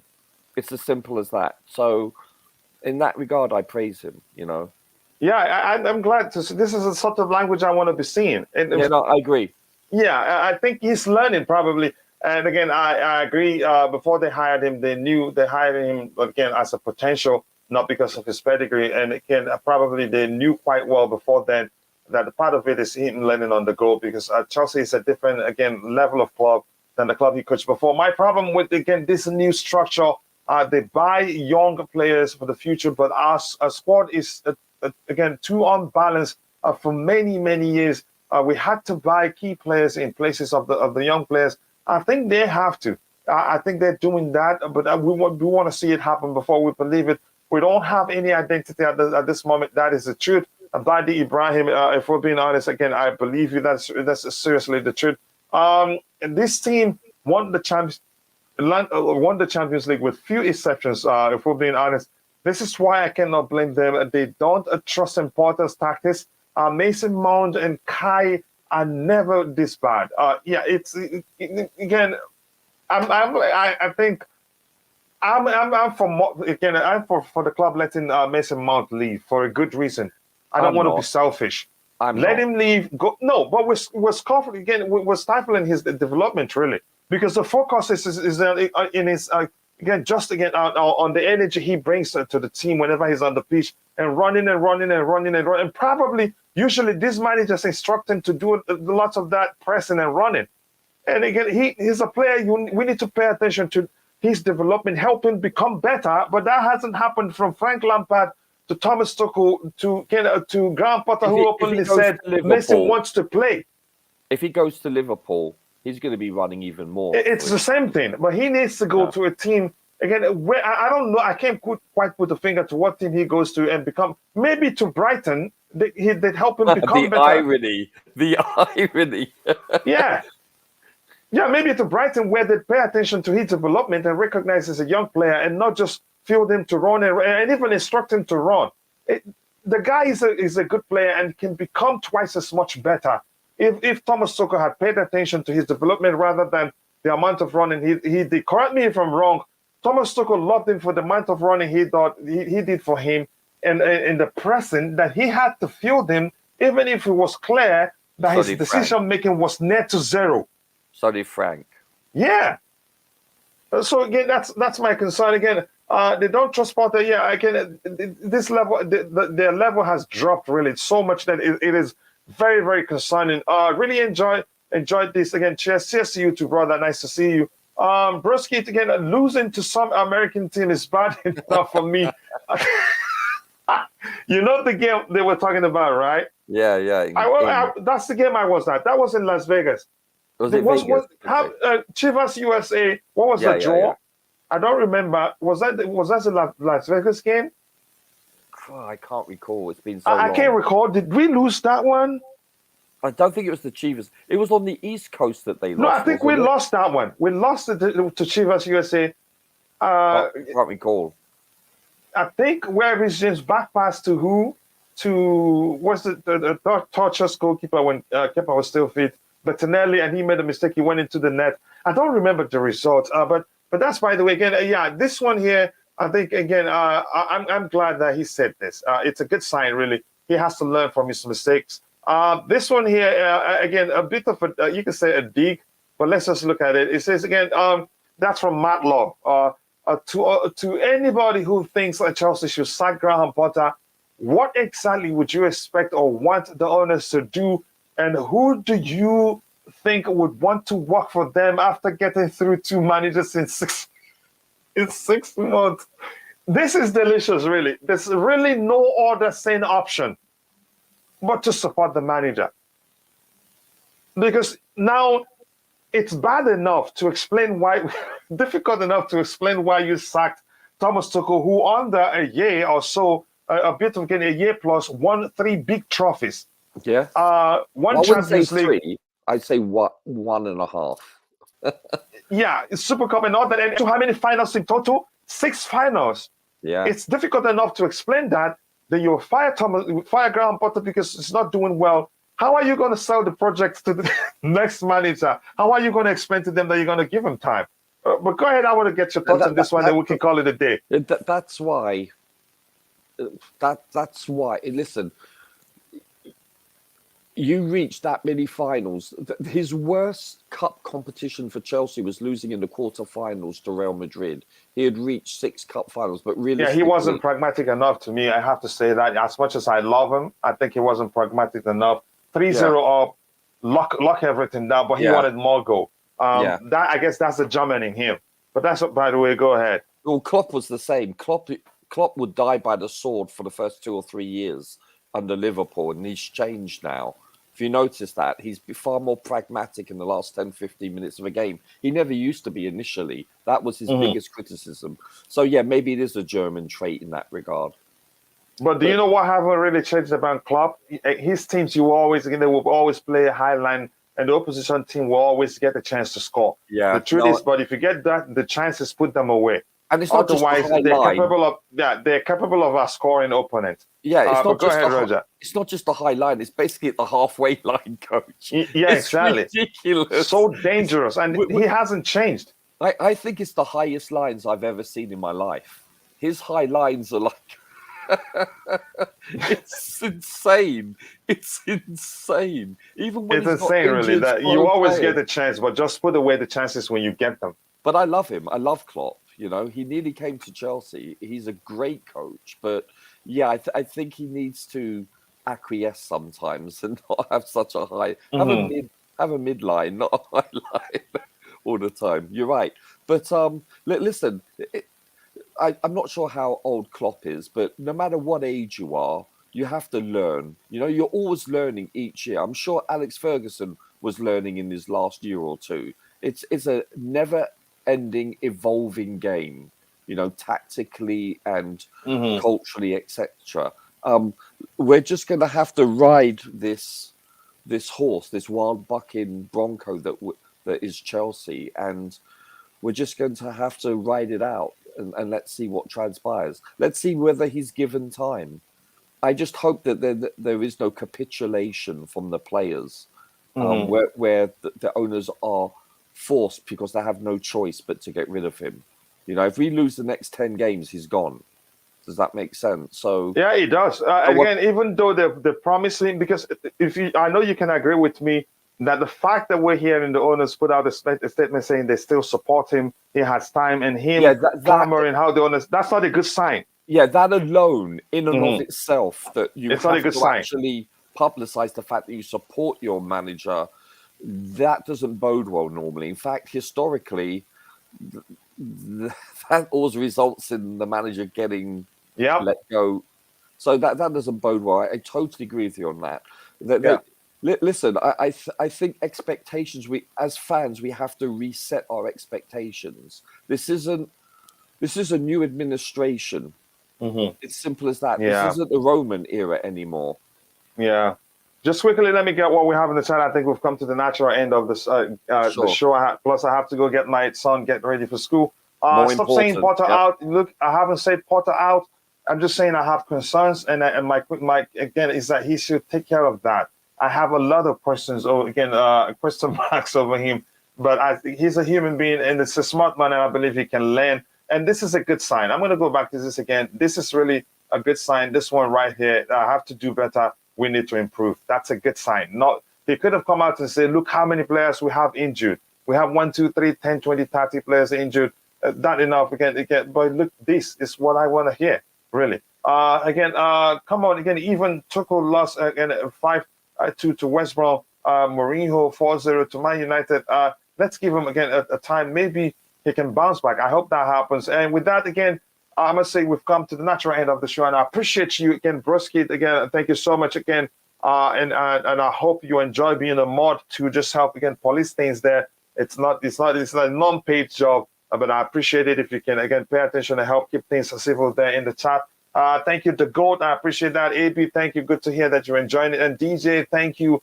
And Troublemaker, Undertaker CFC, I appreciate you, brother. My brother Liam Lane, who was here, thank you so much. I cannot thank you guys enough. Roger, once more, thank you so much, brother. I appreciate you so much, Always and I can't thank you enough. With that, we've come to the end of the show. I'm going to keep saying this. If any time I find time to do an evening show, I'll do it because the transfer market is hitting up gradually. See you guys next time. God bless us all, and bye. Bye-bye.